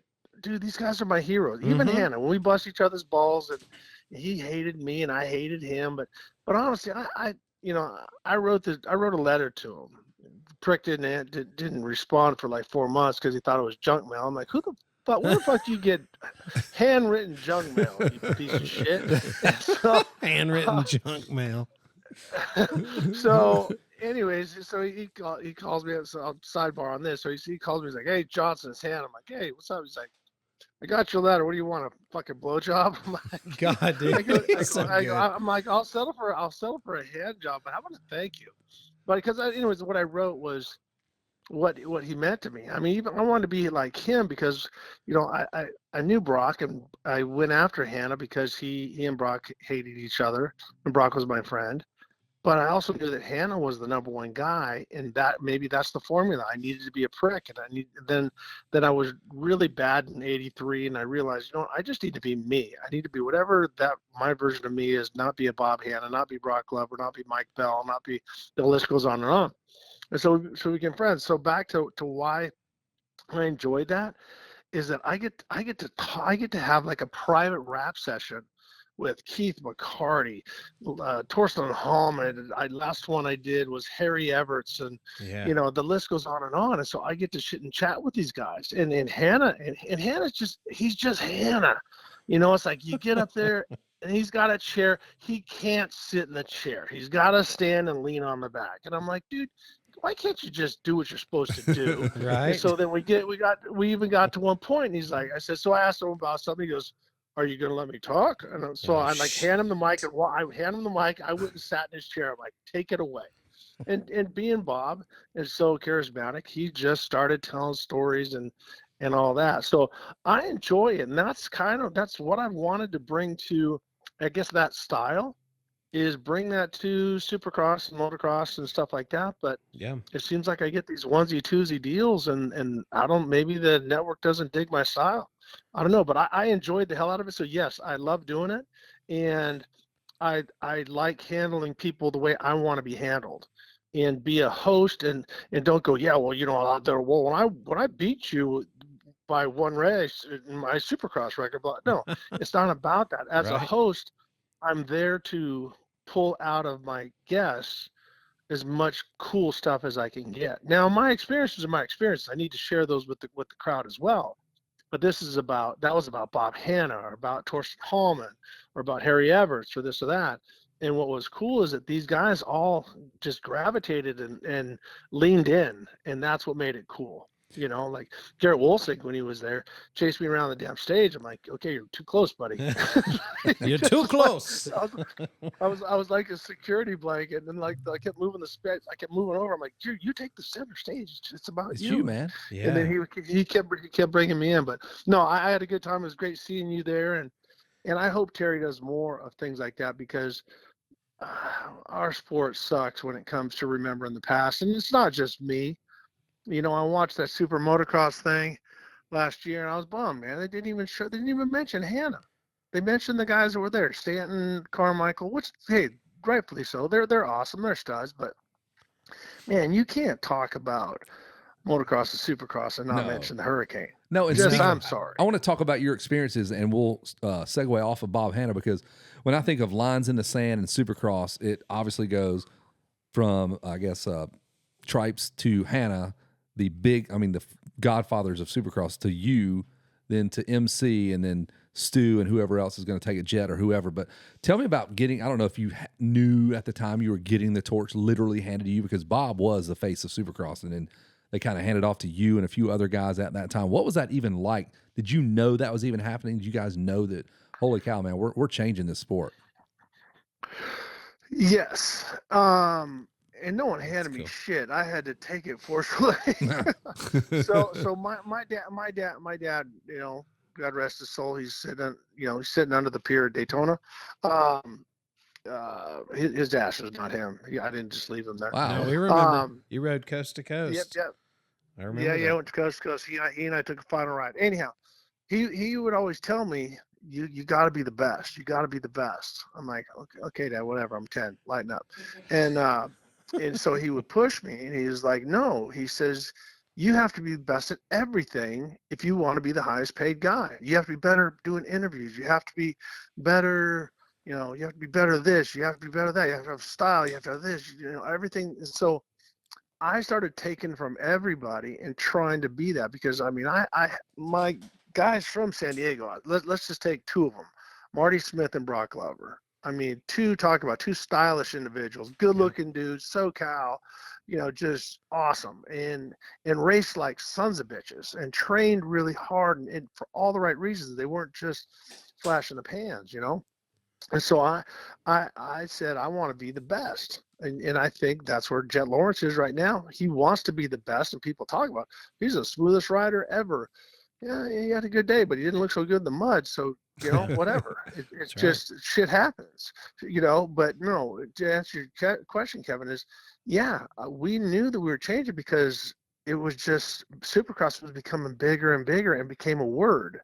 The Super Bowl of motocross and there's more indoor motocross, and then everyone argues where Supercross came from, but all of a sudden it went from super motocross to motocross, and now it's back to super motocross. But the thing is that the money was getting bigger, the advertisements they were using us, and I was one of the guys like right with it, doing all these crazy ads. If it was sitting naked on a rock, if it was painting my face with Oakley, if it was, whatever the case may be, they're like, you want to do it? I'm like, sure, why not? Because it was fun. I didn't take myself too serious. And if that was something that, whether it be Pete Fox or guys from Life's a Beach or Jim Gennard hiring a Hollywood artist to paint my face, let's do it. Was there ever anything you turned away? Like, nah, man, I'm not doing that. No, stupidly, no, I didn't. I did it all. Stupidly. Even breakdancing, On Japanese TV. Japan, they're like, oh no, they're like, they wanted me to do. They were like wanted me to do like a 3-minute just dance off. And I'm like, no. I'm like, damn. So they're like, oh no, you got it. I'm like, okay, well, let's think of something stupid. I'm gonna act like you're bribing me and give me a little money, and I'll do a little ding dang, zing zang, spin around, done. And even then, man, like if you could live inside my body, that like the embarrassment that I was feeling at the time, like, oh God, I feel like such an asshole. Break a I dance. did it. Time to break a dance with Ricky Yeah, Johnson. you break a chance, Ricky Johnson, $20. $40. Like you're at some strip club or something. Yeah, this is all It's real like, stuff. damn, it's Like, weird. some of you, if you kids that are younger, like everything we're talking about, there is a video and there's proof of I've seen everything. it. Yeah, I've seen that too. You ever get in front of the mirror, RJ? I know you still got those. You got You've those got moves. some of those moves still, because I do. I mean, how do you not? Yeah. No, I got some. There you go. You get the right song. So hey, by the way, speaking of those dance moves, I gotta start juicing up on my Advil. We're gonna have the Life's a Beach reunion, the whole Bad Boy Club. All the guys are coming back, so you're gonna see some stuff from 2/24/24. We're getting the whole band, Simos, Thediasakis, we're doing a big ass private party, so it's gonna be fun to get all the old guys back together. We got to see some merch here. You need to do the whole Life's a Beach. I know there was something like was Dash Rip Rock or what is all that kind of, where does that come from? I thought I saw some of that. Well, yeah, that's a long story no. on how they lost that, and then Robin Offner, who's Lorenz Offner, who was LOP back in the day. Yep. Yeah, he has the brand now, so it's just they're just a licensing company. So I'm gonna do some Bad Boy Club merch, and you pay a certain percentage to them. I mean, I'm not gonna get rich on or anything like that, but I want to do some of my favorite stuff, like the old thin line Bad Boy Club stuff. But everyone thinks, oh, it's like fluorescent colors or punk rock. No, that's new wave for one. Yeah. Punk rock and Bad Boy Club, it was black and white. It was more punk rock and that. And so anyways, I'm gonna bring some of that stuff back.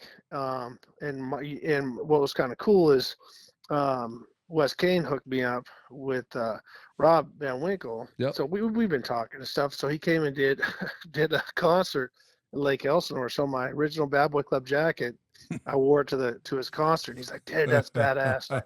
I put it on. I put it on him for a sec, and he goes, dude, this thing is so cool. And I said, just make sure it has a good home. And so I gave it to Robbie. Real? So Vanilla Ice has my painted How sleeve cool is that? Bad Boy Nice. Club jacket. He will appreciate that. Yeah, But- he's a real OG himself. Oh yeah. Yeah. But even like Kevin was talking about, you guys, the passing of the torch, or you taking the torch for Supercross, you guys, but not just the racing. Like you were talking about the ads you did, all the stuff. Yeah, the branding and all Yeah, that. you that were had on never the, happened yeah. before. Y'all You were on the started that. leading edge of the whole culture And what it looks of like now. motocross. even till today of, back before you guys came in, like people wanted their bikes to be pimp and their shit to look good and stuff like that, but not like it did after all of a sudden you guys came along. Like, and all of a sudden it wasn't, you weren't buying the gear, although you wanted the gear for function, but you weren't going to wear any damn Wolf Sport shit either because Ricky Johnson was wearing Fox and you know what I mean? Like it really, you guys were on the forefront of the whole culture change of all of a sudden now your bike's got to be super pimp.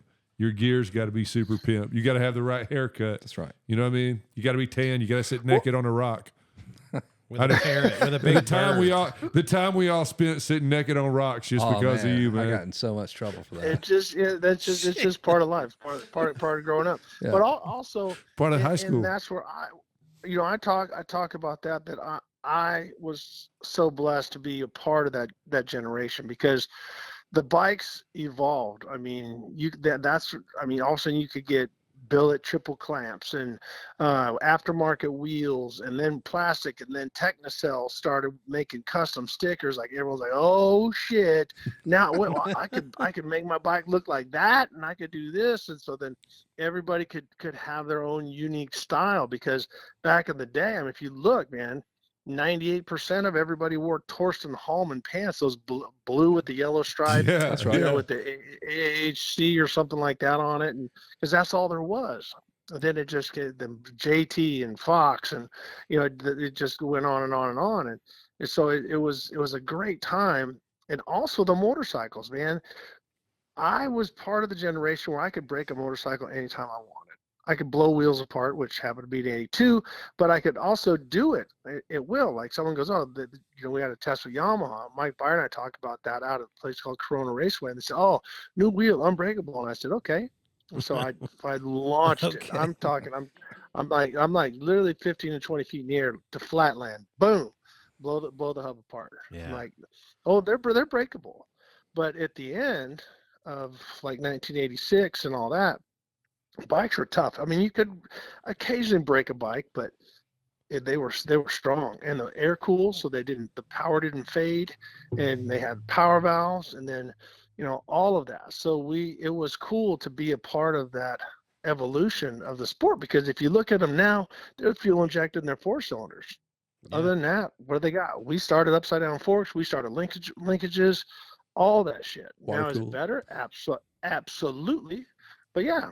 All the water cool stuff. So every shit you see now, I was a part of that. I and a bunch of other blessed individuals were part of that evolution. You were part. You got to thank your parents for that too.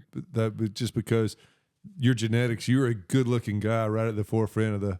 You had the haircut. You had the hair. Yeah, if you'd have been a Jason Wygant, you're never gonna make it. That's right. That dude's ugly as hell. Yeah. No way. His hair is better than mine now, though. Hey, if you'd been Wygant, we'd all still be wearing those Torsten Hallman pants. Yeah, you'd be wearing mismatched shit because he don't have a set of gear that matches. John still has your haircut to this day. Yeah, I'm never going to never went away. John still has your haircut, and he was voted best hair in his county. Yep, he's got the belt buckle to prove it. Yeah.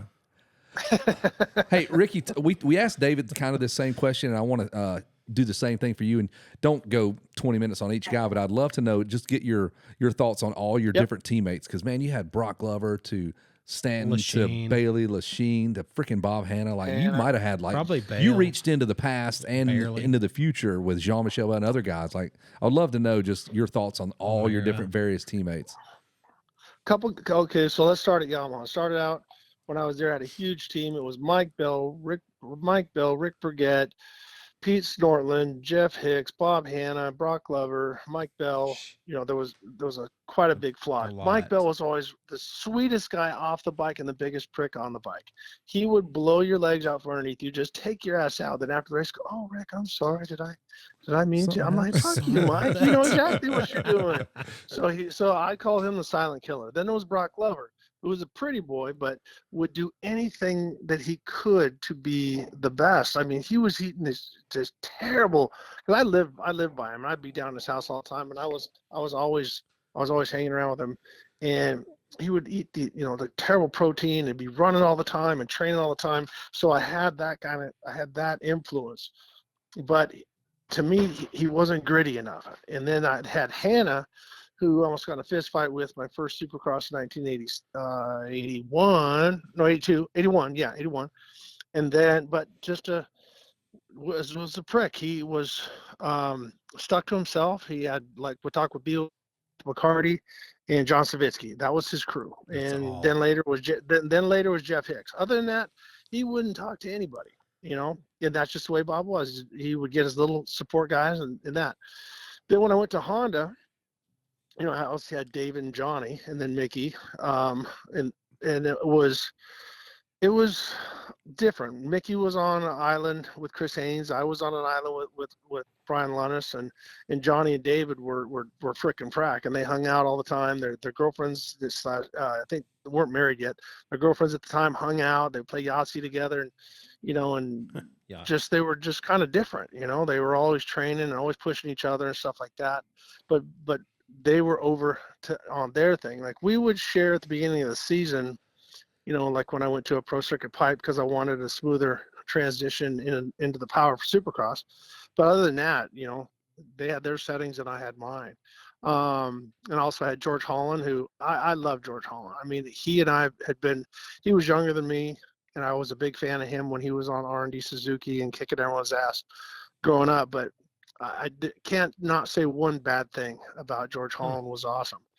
Then I was the one that told Honda they should pick Jeff Stanton because I would go ride at his house, and God rest Jeff's mom, she just passed away. Was the Stanton family treated me so good. I was the top guy at the time, and Jeff was just coming in, but we always thought we would hang out and talk. And so then he's, oh, come on back. So I would go back and stay at his house. We'd go train and do different stuff. And then I saw how determined he was and how good he rode that piece of shit. I think 490 it was, or 465 or whatever, but he rode the hell out of it. And they're like, but he's not Supercross, kind of a fat kid, this, that. I'm like, dude, I'm telling you, he'll go train with me, and he pushes hard. And so then I hurt my knee, and I said, hey, I'll train him. So he came out, lived with me, and trained. And Jeff was the most unbelievable of my students, I would say, because it didn't matter what I did, he would do 2 more. If I did 10 push-ups, he'd do 12. If I ran this, I'd sprint, stop, he would run another half a block. He was that determined, and it didn't matter. He took all of his eating styles and just threw it in the trash and said, this is what he's eating, and changed his diet. Worked with my trainer, Mike Douglas, and he became a unbelievable champion. Obviously, we, I got hurt, and then I was bitter towards the end of my career because I wasn't getting the performance that I wanted, and he was doing great, and he was the top guy. But that's just the way life went. And then during that time, right towards the end of my career, like I think it was the last couple races. Oh no, I think it was 89. I was sitting on the starting line. I'm watching the 125 main like I usually did. I used to watch Chicken and Schmidt and the different guys and watch their lines, see what they're doing. And I see this kid on a Kawasaki behind Ty Davis, and the kid's so smooth, number 125. And I'm like, that kid's good. I mean, I'm watching he's not as fast as Ty, but I'm watching how smooth he is and his technique, and he's impeccable. And so then Honda was going to come out with another 125 team. And I said, you should hire this kid. His name's Jeremy McGrath. I think he's the shit. Yeah. And I'm telling you, he's really, really good. So I went to Loretta Lynn's, and I met Jack and Ann. And so then they said, oh yeah, here's where Jeremy's staying at the Holiday Inn. It's pre-cell phone. So I call the hotel, and I go, hey, is this Jeremy? And he goes, yeah. Who's this? I go, it's Rick Johnson. He goes, fuck you. Who is this really? Right. I go, it's Rick Johnson. I said, hey, I think you'd be a great addition to the team. And at that time is when the guys started No Fear, and my wife was working down there. We had a couple, we didn't even have kids yet. And so we got him hooked up with No Fear when they first got started. And obviously we know what Jeremy McGrath did. I mean, he rewrote the record books, and it was awesome. Then I'm going to finish on my truck teammate, Jimmy Johnson. I knew Jimmy from before he was born. I met his mom and dad when Kathy was pregnant with Jimmy, and I was 10 years old down at Speedway 117, and Gary was a mechanic at a place called Lucky Yamaha, Kelly, I'll send you a picture of me with my lucky Yamaha jersey on. But I think I posted on my Instagram with Steve Walker. But Yeah. anyhow, so Gary was my mechanic, and Kathy was like my big sister. And then when Jimmy was born, then he started riding, and then I started coaching him. And then when I was 18, he was 8. I sponsored him on a 60 and an 80 out of Brona Oaks. And then he hurt his knee, quit racing that. And then when he was racing what they call super lights in the stadium race, I was racing the super trucks for Chevrolet. They said, we want to make this a 2-truck team. Who do you think? And so we talked first about Brock Glover. And then Jimmy, I introduced Jimmy to him. And he said, he's only 16. I said, but I'm telling you, the kid will do anything. He's committed, he's dedicated, he's good looking, he's smart, and blah, blah. So they gave him a shot. And next thing you know, I'm going out to Daytona this year to induct him into the Motorsports Hall of Fame. So after his 7, it's not Winston Cup champions, but you know what I mean, Cup championships. Mm-hmm. And so I've been blessed to be around unbelievable badasses. Yeah. And it started with Brock Glover, and because Brock showed me so much. I mean, just he was like a big brother to me, and he showed me that you could have fun, but you needed to be serious, and you need to work your ass off if you want to do this, because nobody gives you anything in motocross. And so I have to start and finish this conversation of teammates with Brock Glover's the one, because he introduced me to Yamaha and gave me the shot. What about JMB? Was he one of those weird? Oh, yeah. I know we didn't talk about it, but like you were kind of on your way out when he was just getting in there. How different was that guy? Because, you know, from the outside looking in, we had always heard he does his own thing and he just disappears, and he's so much faster than everybody, barely tries, and he just left. And he's like, I smoke your women and your championships. Like, it's that easy for this guy. Yeah. No, I like Jean-Michel. I got along great with him, and because he understood me. California flat English, he could understand. He couldn't understand a damn thing Damon Bradshaw said. Kevin Kelly, he'd have a hard time with your country gibberish. For sure. For sure. And things like that. So that was that. Little things like, I remember when, you know, laptops first came out, and he got a Macintosh, and he figured it out with an English manual. It wasn't a French manual, because they really don't have one. He just did it. Then he would listen to certain songs, and he would try to sing them to learn English. So he knew a lot more English than people knew. Like, we would talk but he have quite to a sing bit. It. Yeah. Hey, where are you going to lunch? Why does he always sing, man? It's so weird. Yeah, exactly. It's just kind of weird. He harmonizes. What is this? Fucking musical? Yeah. Every time he orders at the restaurant. Sound of Music? Yeah, hold the mustard. What? Hold the mustard. So but he, I felt bad because everywhere I went, you know, they loved me. You know, I knew that they loved Jackie Vamon more than me in France. They loved Michele Rinaldi more than me in Italy. They loved Eric Gabors and those guys when I was in Belgium, and they loved Dave Thorpe more when I was in England. But I ran a close second all the time. And so if I was racing against a countryman, yeah, they would boo me and flip me off and stuff like that. But then they go, oh, well, fuck, he's going to win, so let's cheer him on. And they were good. They were good to me. The American fans were pricks to him. Dude, they were and terrible. The riders were dicks to him. And so that's why he got in and got out. I mean, he came, whipped everyone's ass and left. And he was weird. He wouldn't do motos. He would go play ride all day long. And his technique was really weird. He would drag the brake, and he would kill a set of brake pads every session. Rear brake pads every session, but he made it work, you know. And so one of my most gratifying wins was beating him in '89 after I got hurt. I came back to Unadilla. He was 3 seconds a lap faster than being qualified. 3 seconds. That's freaking. I was hauling crazy. ass. I was flying. They go, yeah, you're 3 seconds down. I'm like, he's cutting the track. There's no way. There's no way. Dang. And so I watched him, and I'm like, okay, a little something figured out. Because I'm riding in California style. Burns hard, and it comes into beer, and it was killing my 250 because I was about 180 pounds, and he was about $150, if that. So he would spread the load around and not hammer the turn so hard. So I started adopting the style. Then in the race, take off. I'm in second. He's in first. 3 seconds, 6 seconds, 9 seconds. Then it goes 9 seconds, 8 seconds. And I'm at Supercross pace. I am tongue hanging out. I'm going as hard as I can, but I know I'm in good enough shape to go 2 45-minute motos wide open. So I'm like, he's gonna die. There's no fucking way this guy's as strong. And sure enough, 8, 5, 4, 2, and then I'm like, all right, he's playing me now. So he's waiting for me to come up. He's gonna sprint again. So I made sure when I went by him, I hit him really hard to piss him off. Yes. So I'm like, he's gonna come at me. So he's not gonna play a patient game. I'm gonna pull him into a fight. And he just gave up. Wow. Second moto, he was dead. But he dominated every race that year except Unadilla. You look at the record books in '89. He won every GP by damn near like a minute, and the only one that beat him was me. So that was very gratifying to me, not because I have anything against Bayle, but just out of respect. Same thing. When I beat David, I was really proud of that.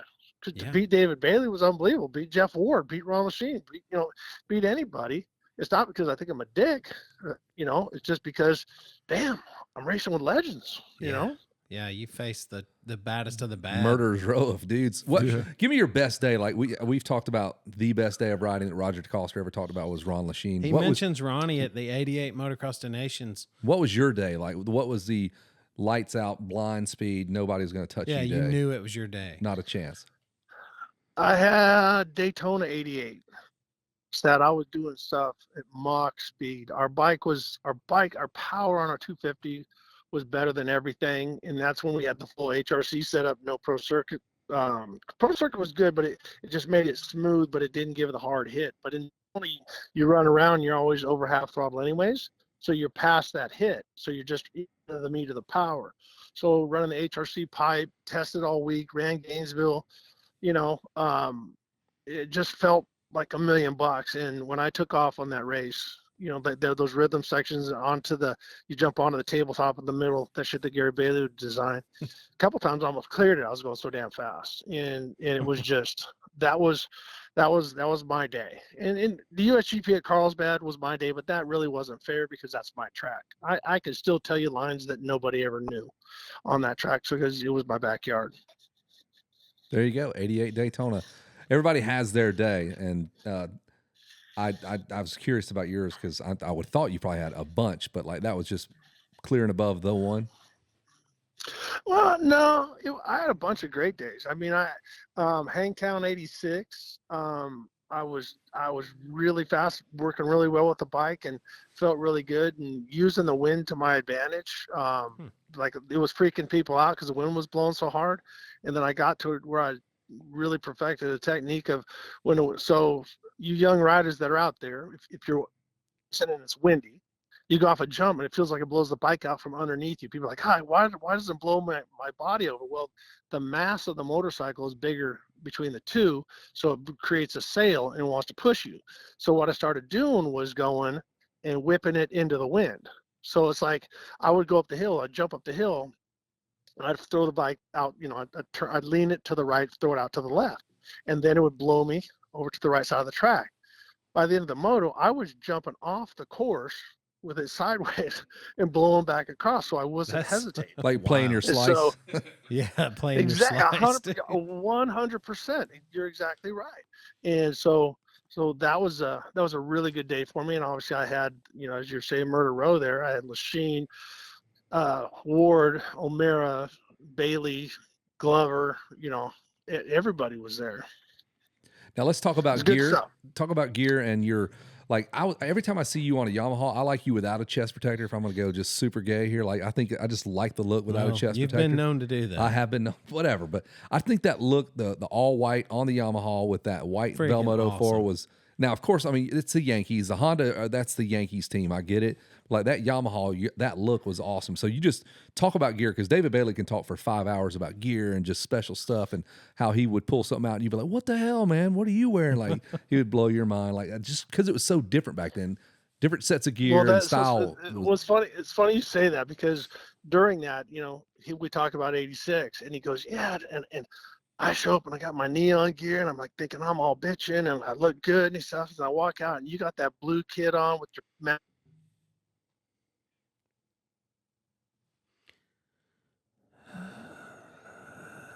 No way.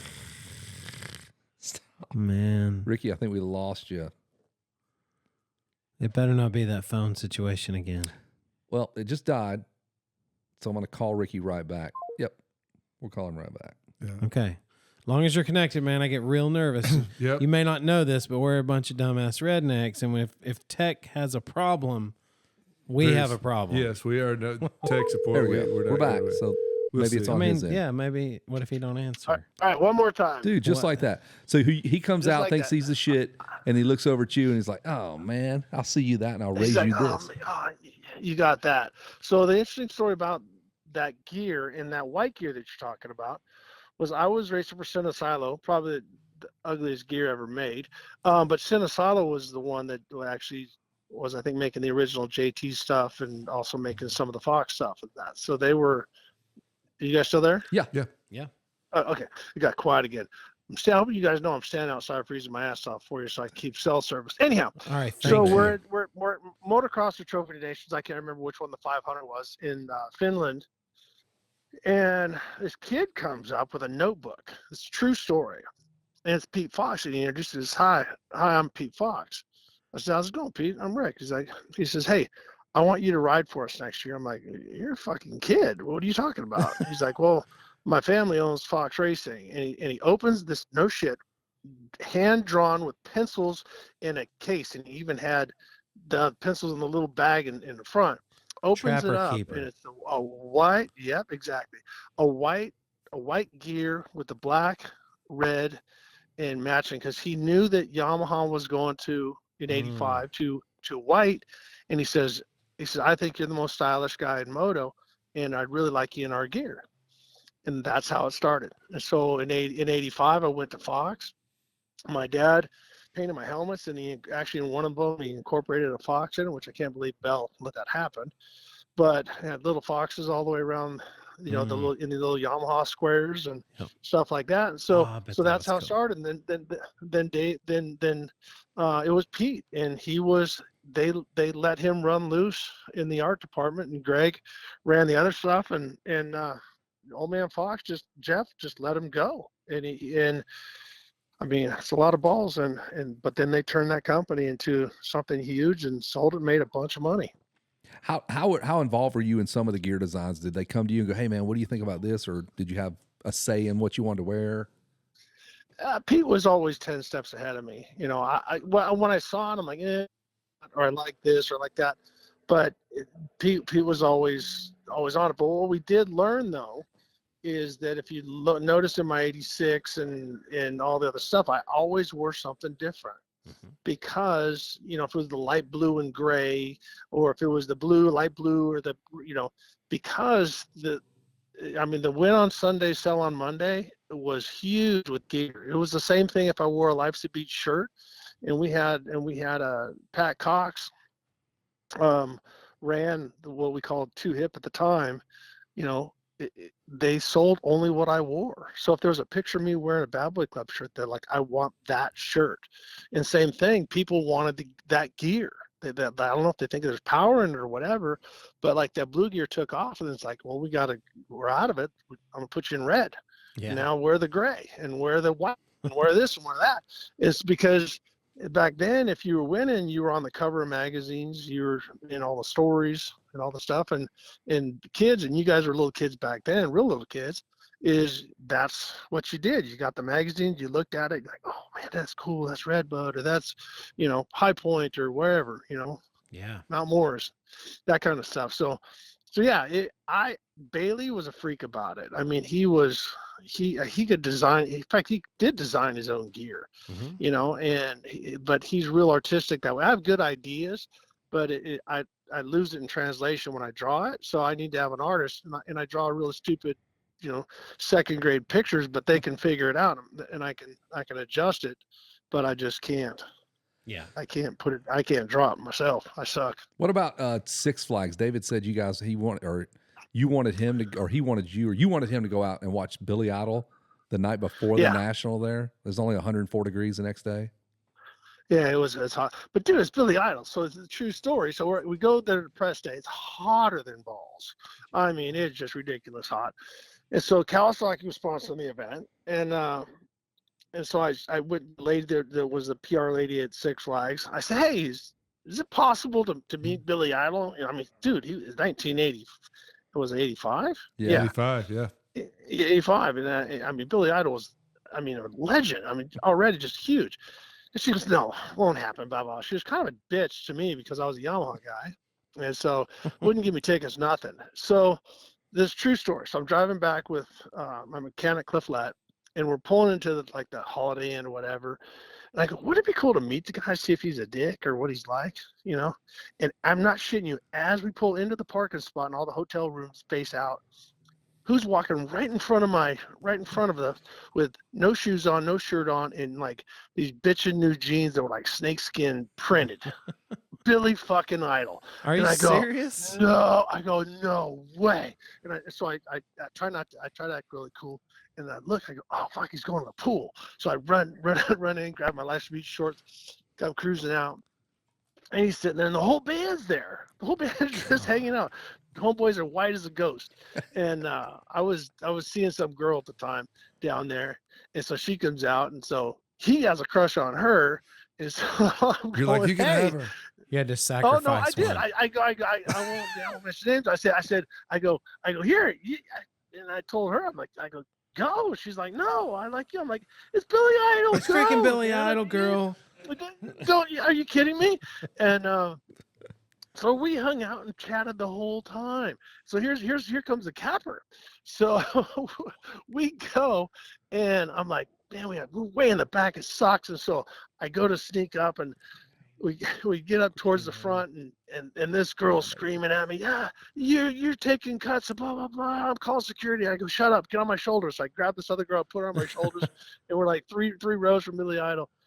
Who do you think was backstage with Billy Idol that night? The girl that I said. Oh, John. How awesome is that? That's messed But then the next day it was so hot, and then the thing that I remember from that is Keith Bowen. Han was on 250, Bowen's on 250, and Bowen crashed. I don't think he tried to take him over, but he smashed his hand and broke his hand On the step up. And I'm sitting there.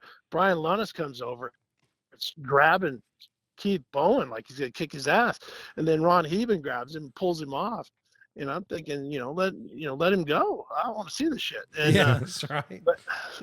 But I remember people didn't come around the last couple laps, and a couple people almost died. It was gnarly. Because remember, 45-minute motos, guys. It wasn't in the South in July. Yeah, Yeah, it's cool. Yes. Hey, So that was the track. My dad actually promoted that. So I watered for days. I was 13 at the time, watering the track. Me and my brother helped put pennants up. My dad then built this track. My mom worked there. My dad went to school with the VP at Six Flags. So anyway, he promoted that race.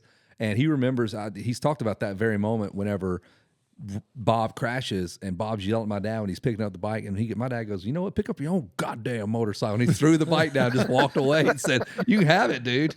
He's like, Bob's a dick. That's awesome. Hey, talking about that Billy Idol, I met Billy Idol this year, right? And he was dating talking that about same that girl. Same girl. And so I literally, he was swimming at a pool. I was with my wife. No, but we said, No. I said, yeah, I saw you. You know, I was kind of fanboying out. I mean, he's still cool as shit, Billy Idol, and ripped too. Sure. Like at 137 years old, he is just shredded. And 137 pounds. And so, No, exactly. 130 pounds. He's tiny. Yes. yeah, tiny. And I said, well, you know, I said, you were one of my first concerts I ever saw at Six Flags over Georgia. And I said, but it was so hard the next day because you were the night before The big race. National Motocross.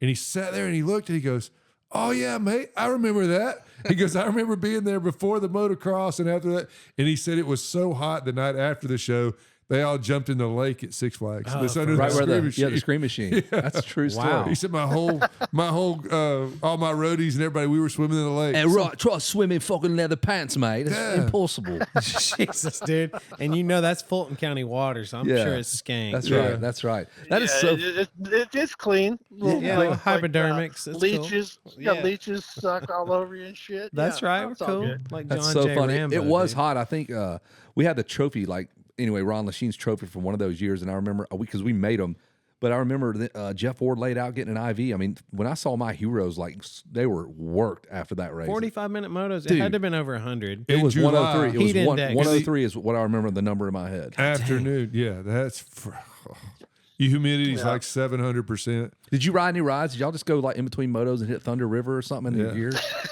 And you're Cool off. No, I laid there and prayed for air conditioning. But that was back when you're like, oh, you had to acclimate yourself. So I didn't sleep.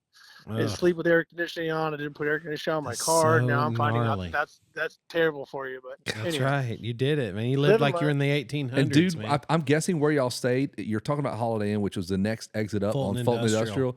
That was the. Sketch, it was dude. sketchy. There's a lot of lot If lizards. you go there strip- right now, it's a good place to get killed. Yeah, if you want to go die, that's the spot. But it's still there. That hotel's still there in some capacity. Yeah, it's like a storage place now, I think, if it's the same It's one. like that or a Days Inn. Just it was a real high quality place. Yeah. Yes, exactly. Yeah, the Holiday Inn at that was time had a bar. My dad and them would drive, and they would kick it at that bar. That was the only bar for 10 miles, 10-mile radius. At least. True story.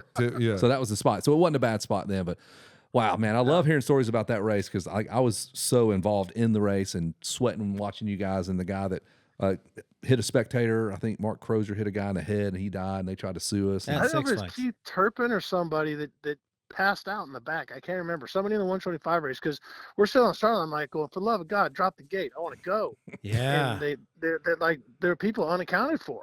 They're like, well, That's not hopefully, good, I don't know dude. if it's key. I don't know if it's Riders are Kehoe or- unaccounted for.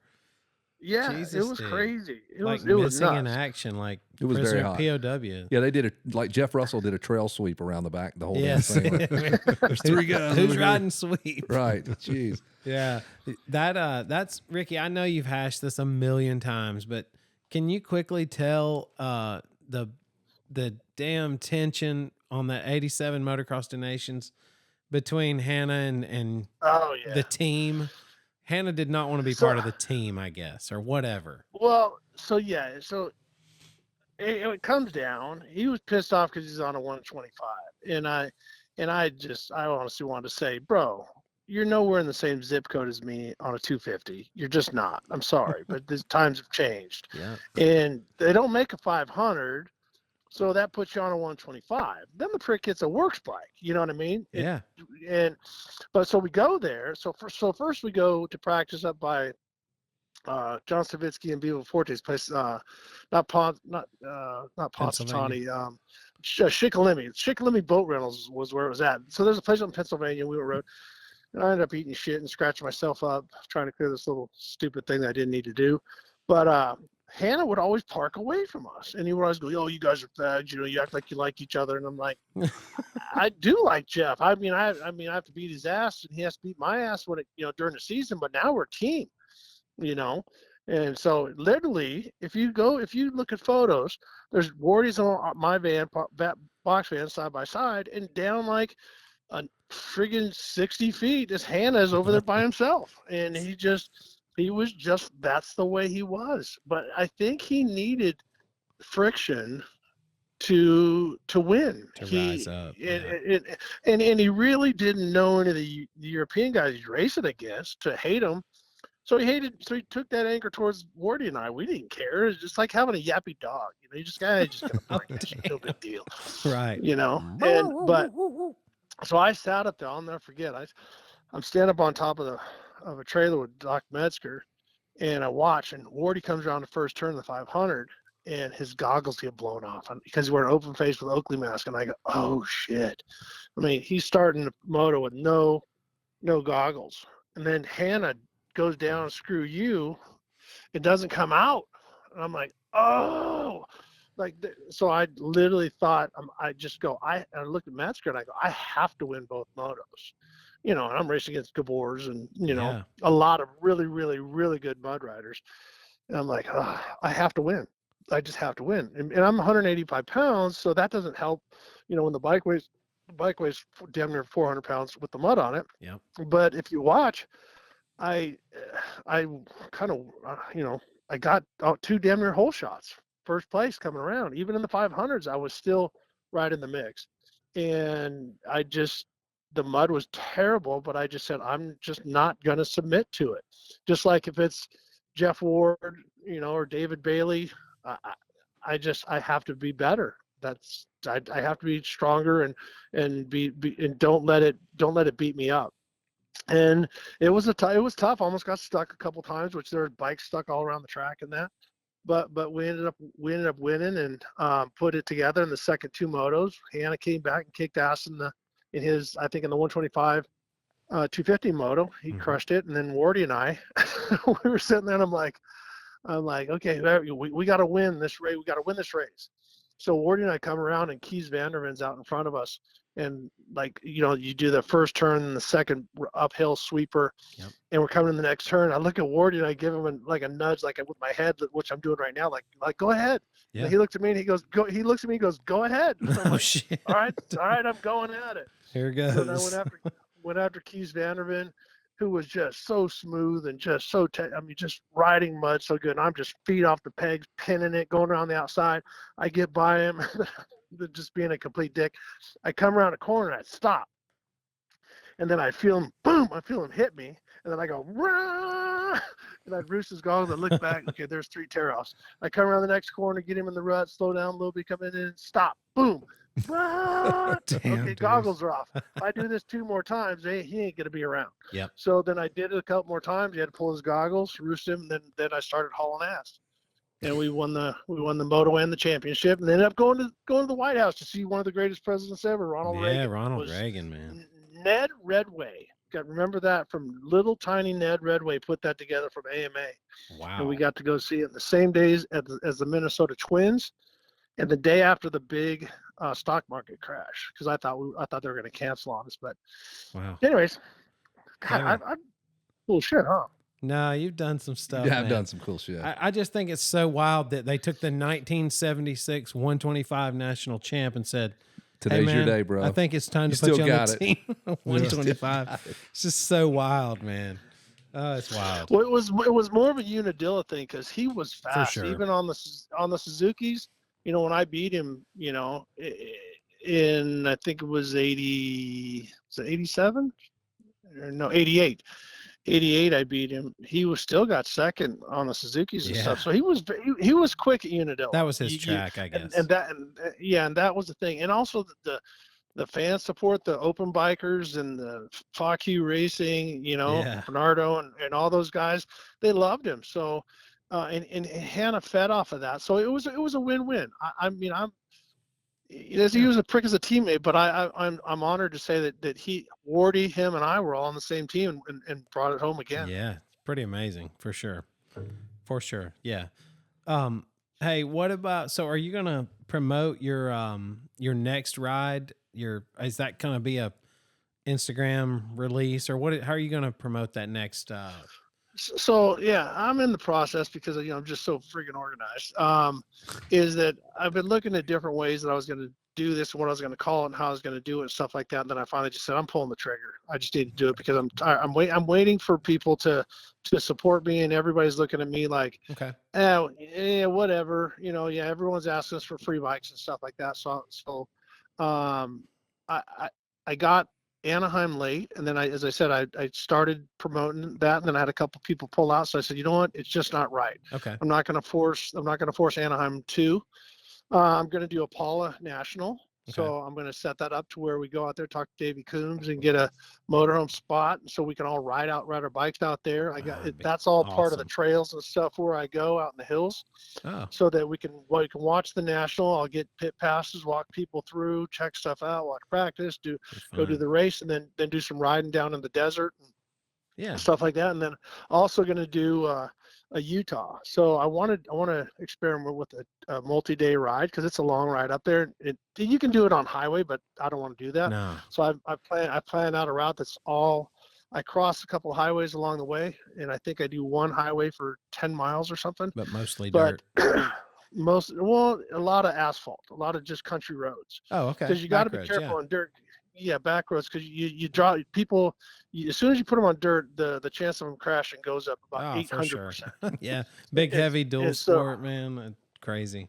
Yeah, well, and the venture bikes are heavy, but they're really cool on that. So that's going to be one of them, and then I'm just starting to put my programs together and also I'm going to be working with some side-by company. Can't say who yet, but going to do stuff where we do a 3-day tour in SoCal. ride a whole day, go down to, we have a house down on Castillo Wells, take the side-by-sides and do a whole day of stuff where I train special forces guys and stuff. Oh, yeah. And then do a whole day on side-by-sides, show them the desert and a bunch of different routes. Over to Salton Sea, have lunch, bitch on a taco shop. They come back and then take it for more of a ride all the way up through Joshua Tree and all that. So I'm taking the attitude that my dad gave me when it came to racing. I said, Dad, we need to go do this national or that national. And he's like, son, if you can't whip everybody's ass in your own backyard, why would you go to their backyard? Because you're going to get your ass whooped. So I'm like, but Dad, do you realize that everybody's in Southern California? Your backyard's different than everyone else's. And so, so I want to be close to home. You know, I don't dig the politics in California. I don't like a lot of the shit that's going on, but it's my home. Yeah. Where we live, and I love it. I don't dig the taxes, but you know what? I'm 59 years old, so I'm well past. It's not midlife. Right. Yeah. It's end of life crisis. Exactly, end of life crisis. And I dig riding, and I want to share my experiences and what I'm doing to ride, how I'm adapting with my fused wrist and my replaced knee and all that different stuff, because I'm not the only one that's had the shit beat out of them. So get people back on bikes, having a good time, and show them SoCal. So the invitation's out if you guys want to come go for a little ride. That's why I keep asking. I just see it in John's eyes that we're probably going to show up at your door like next week and be ready. We're going to our horn. Like Tuesday, 4:30. Yeah, we're here. Let's go ride. Let's go do it.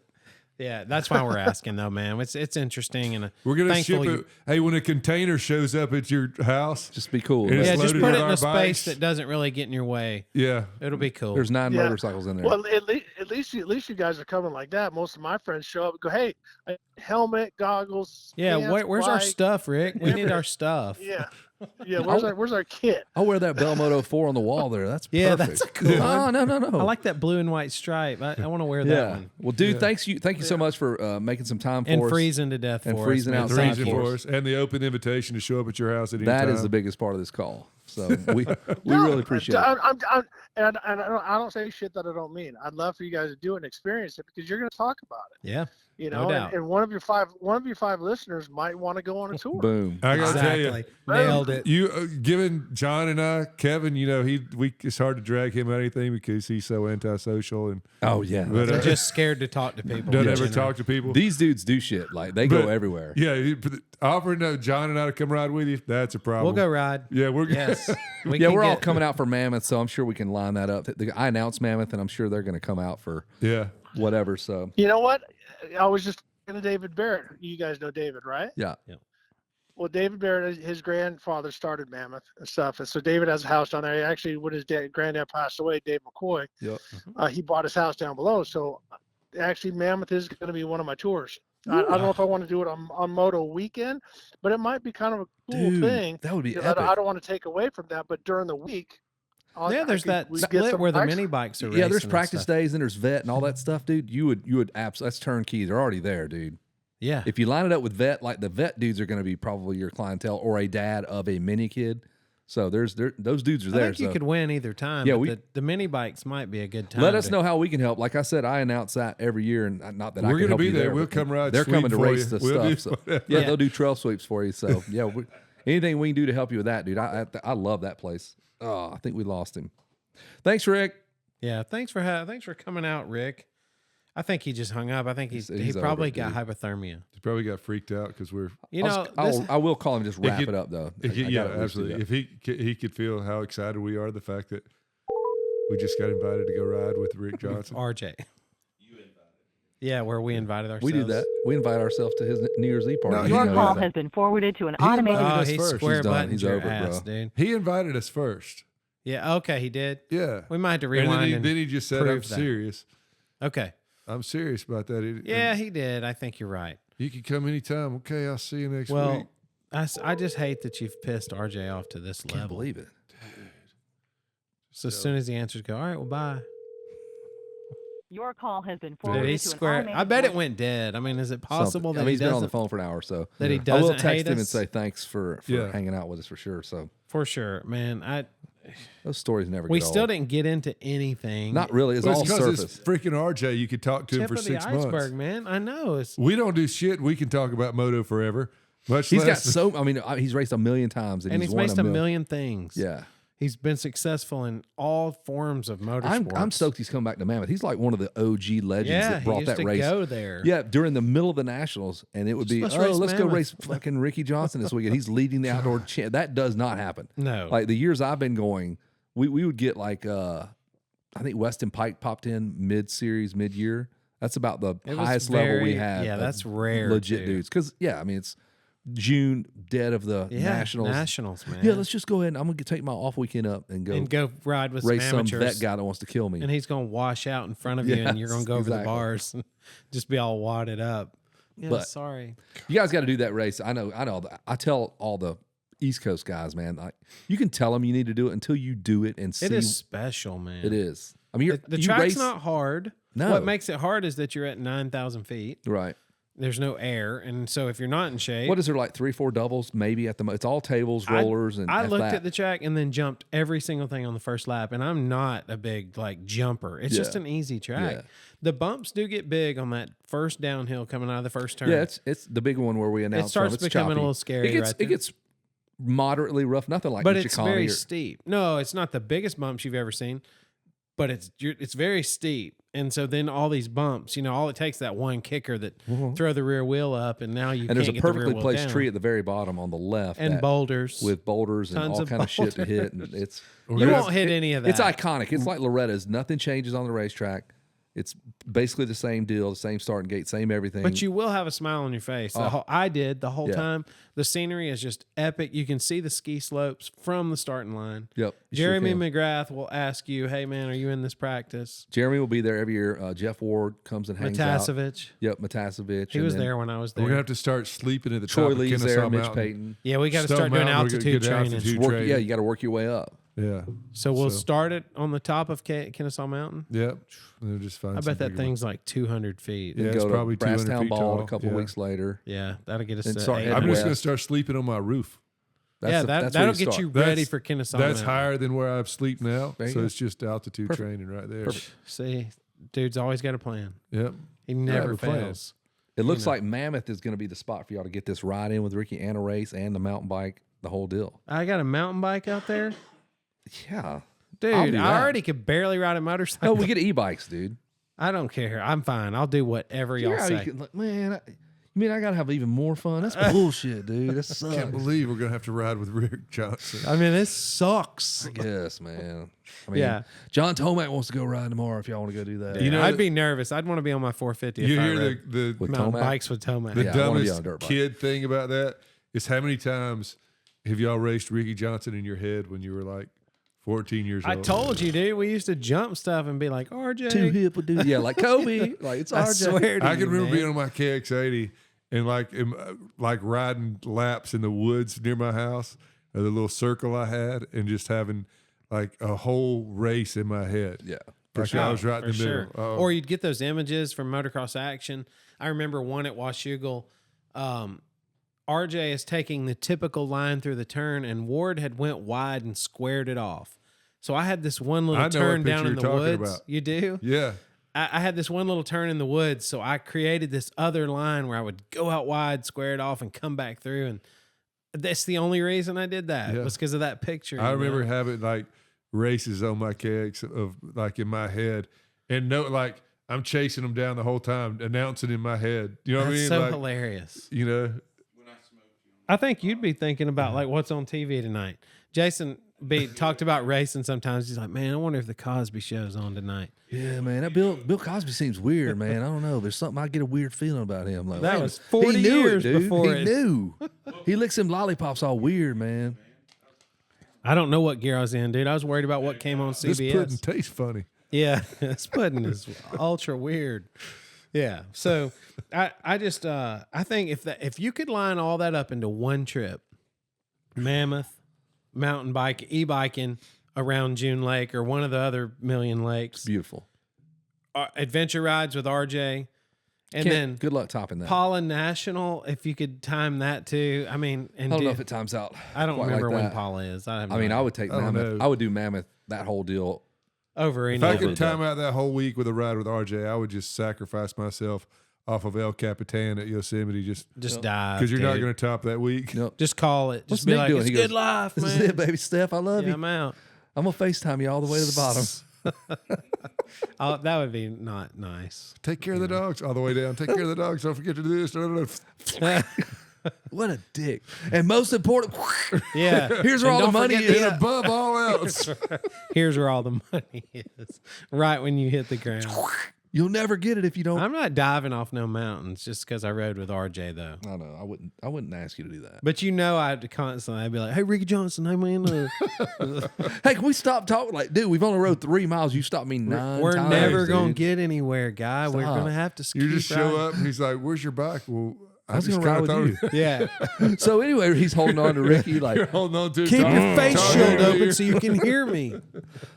You're talking in his ear yes, the whole time. yes, I love riding. Yes. He's like, yes. Yes, I Hannah was a remember you dick. from the museum. Yes, Yes. Lachine was the baddest when he was on. Is that urine? Are you still nervous? You little squirt of urine? I can feel it. Did you weirdo. just pee on me?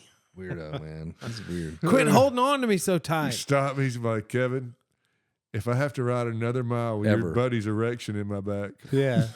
And we get a He's- call. It's like, hey, man, I'm going to need a ride home. Ricky kicked me off the bike, dude. He's not I'm just out in the middle of nowhere. right Like, between June Lake he and comes just Mammoth. walking Like, up. He comes walking up with holding his helmet with a smile on his face. I had fun. Like, he just walked 12 miles. I rode with RJ. With an it was a erection. pretty good day. I don't know why. Where'd he go now? Well, It he didn't end right. He got pissed and kicked me off, but I don't had a blast. I don't care. Still fun, man. Still RJ. I still stab my boner into his back. Jeez.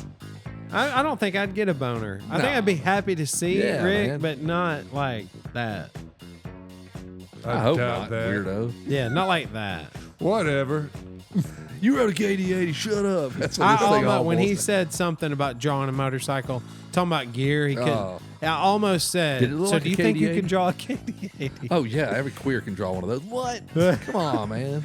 I wanted to ask him if he thought Kevin could like win the GMA Supercross Championship. Nope. I couldn't If even he win ran that dude. parallel universe right next to Ricky Johnson, Nope. you were the Jeff Ward of the You wouldn't KD80. want to race the GMA Motocross Supercross. Motocross series, because then you'd have to live with getting beat the whole time. Like you'd have to lose that. Oh, he would lose that championship too. Yeah. So he wouldn't become GMA Supercross It champ. would be like there was a guy that was a pro boxer that was a gay guy. And he, Don't hey, hit me. listen, this was recently, like last year. Okay, And a guy, boxer, dude. a pro, Was he not like slapping Bitch ass. Yeah, he beat the living bet he did. shit out of this guy. yeah, like- because of all the because his dad wouldn't accept him. Yeah, This is for dad. It's like when Prince falls. Yeah. Mom, when he goes and gets his mom up. Yeah. When his dad hits his Making mom. banana pancakes. Dad. runs over there. Yeah, yeah. Dad. That's it. Dude, He that's takes a off pretty on good that, Prince on that right gold there. wing. He goes, he gets that Mickey Diamond Spin head shake. speed dude. wobble, dude. I love. All right, let's cut it right here. You guys good with the end of this thing? As long as you text RJ, dude, I I already don't need did. him walking Already around did. town wanting to kill He's doing us. push-ups They right now. hung I'm up on gonna us. kill the mother. Look at that. It's perfectly timed. Hit those sponsors real quick before this thing Okay, ends. helmet skins, lever skins, skintimate lotions. Don't forget that. And rhino skins, pork skins. Lamb skins. Your mom's skin. Shirts versus skins. Skin.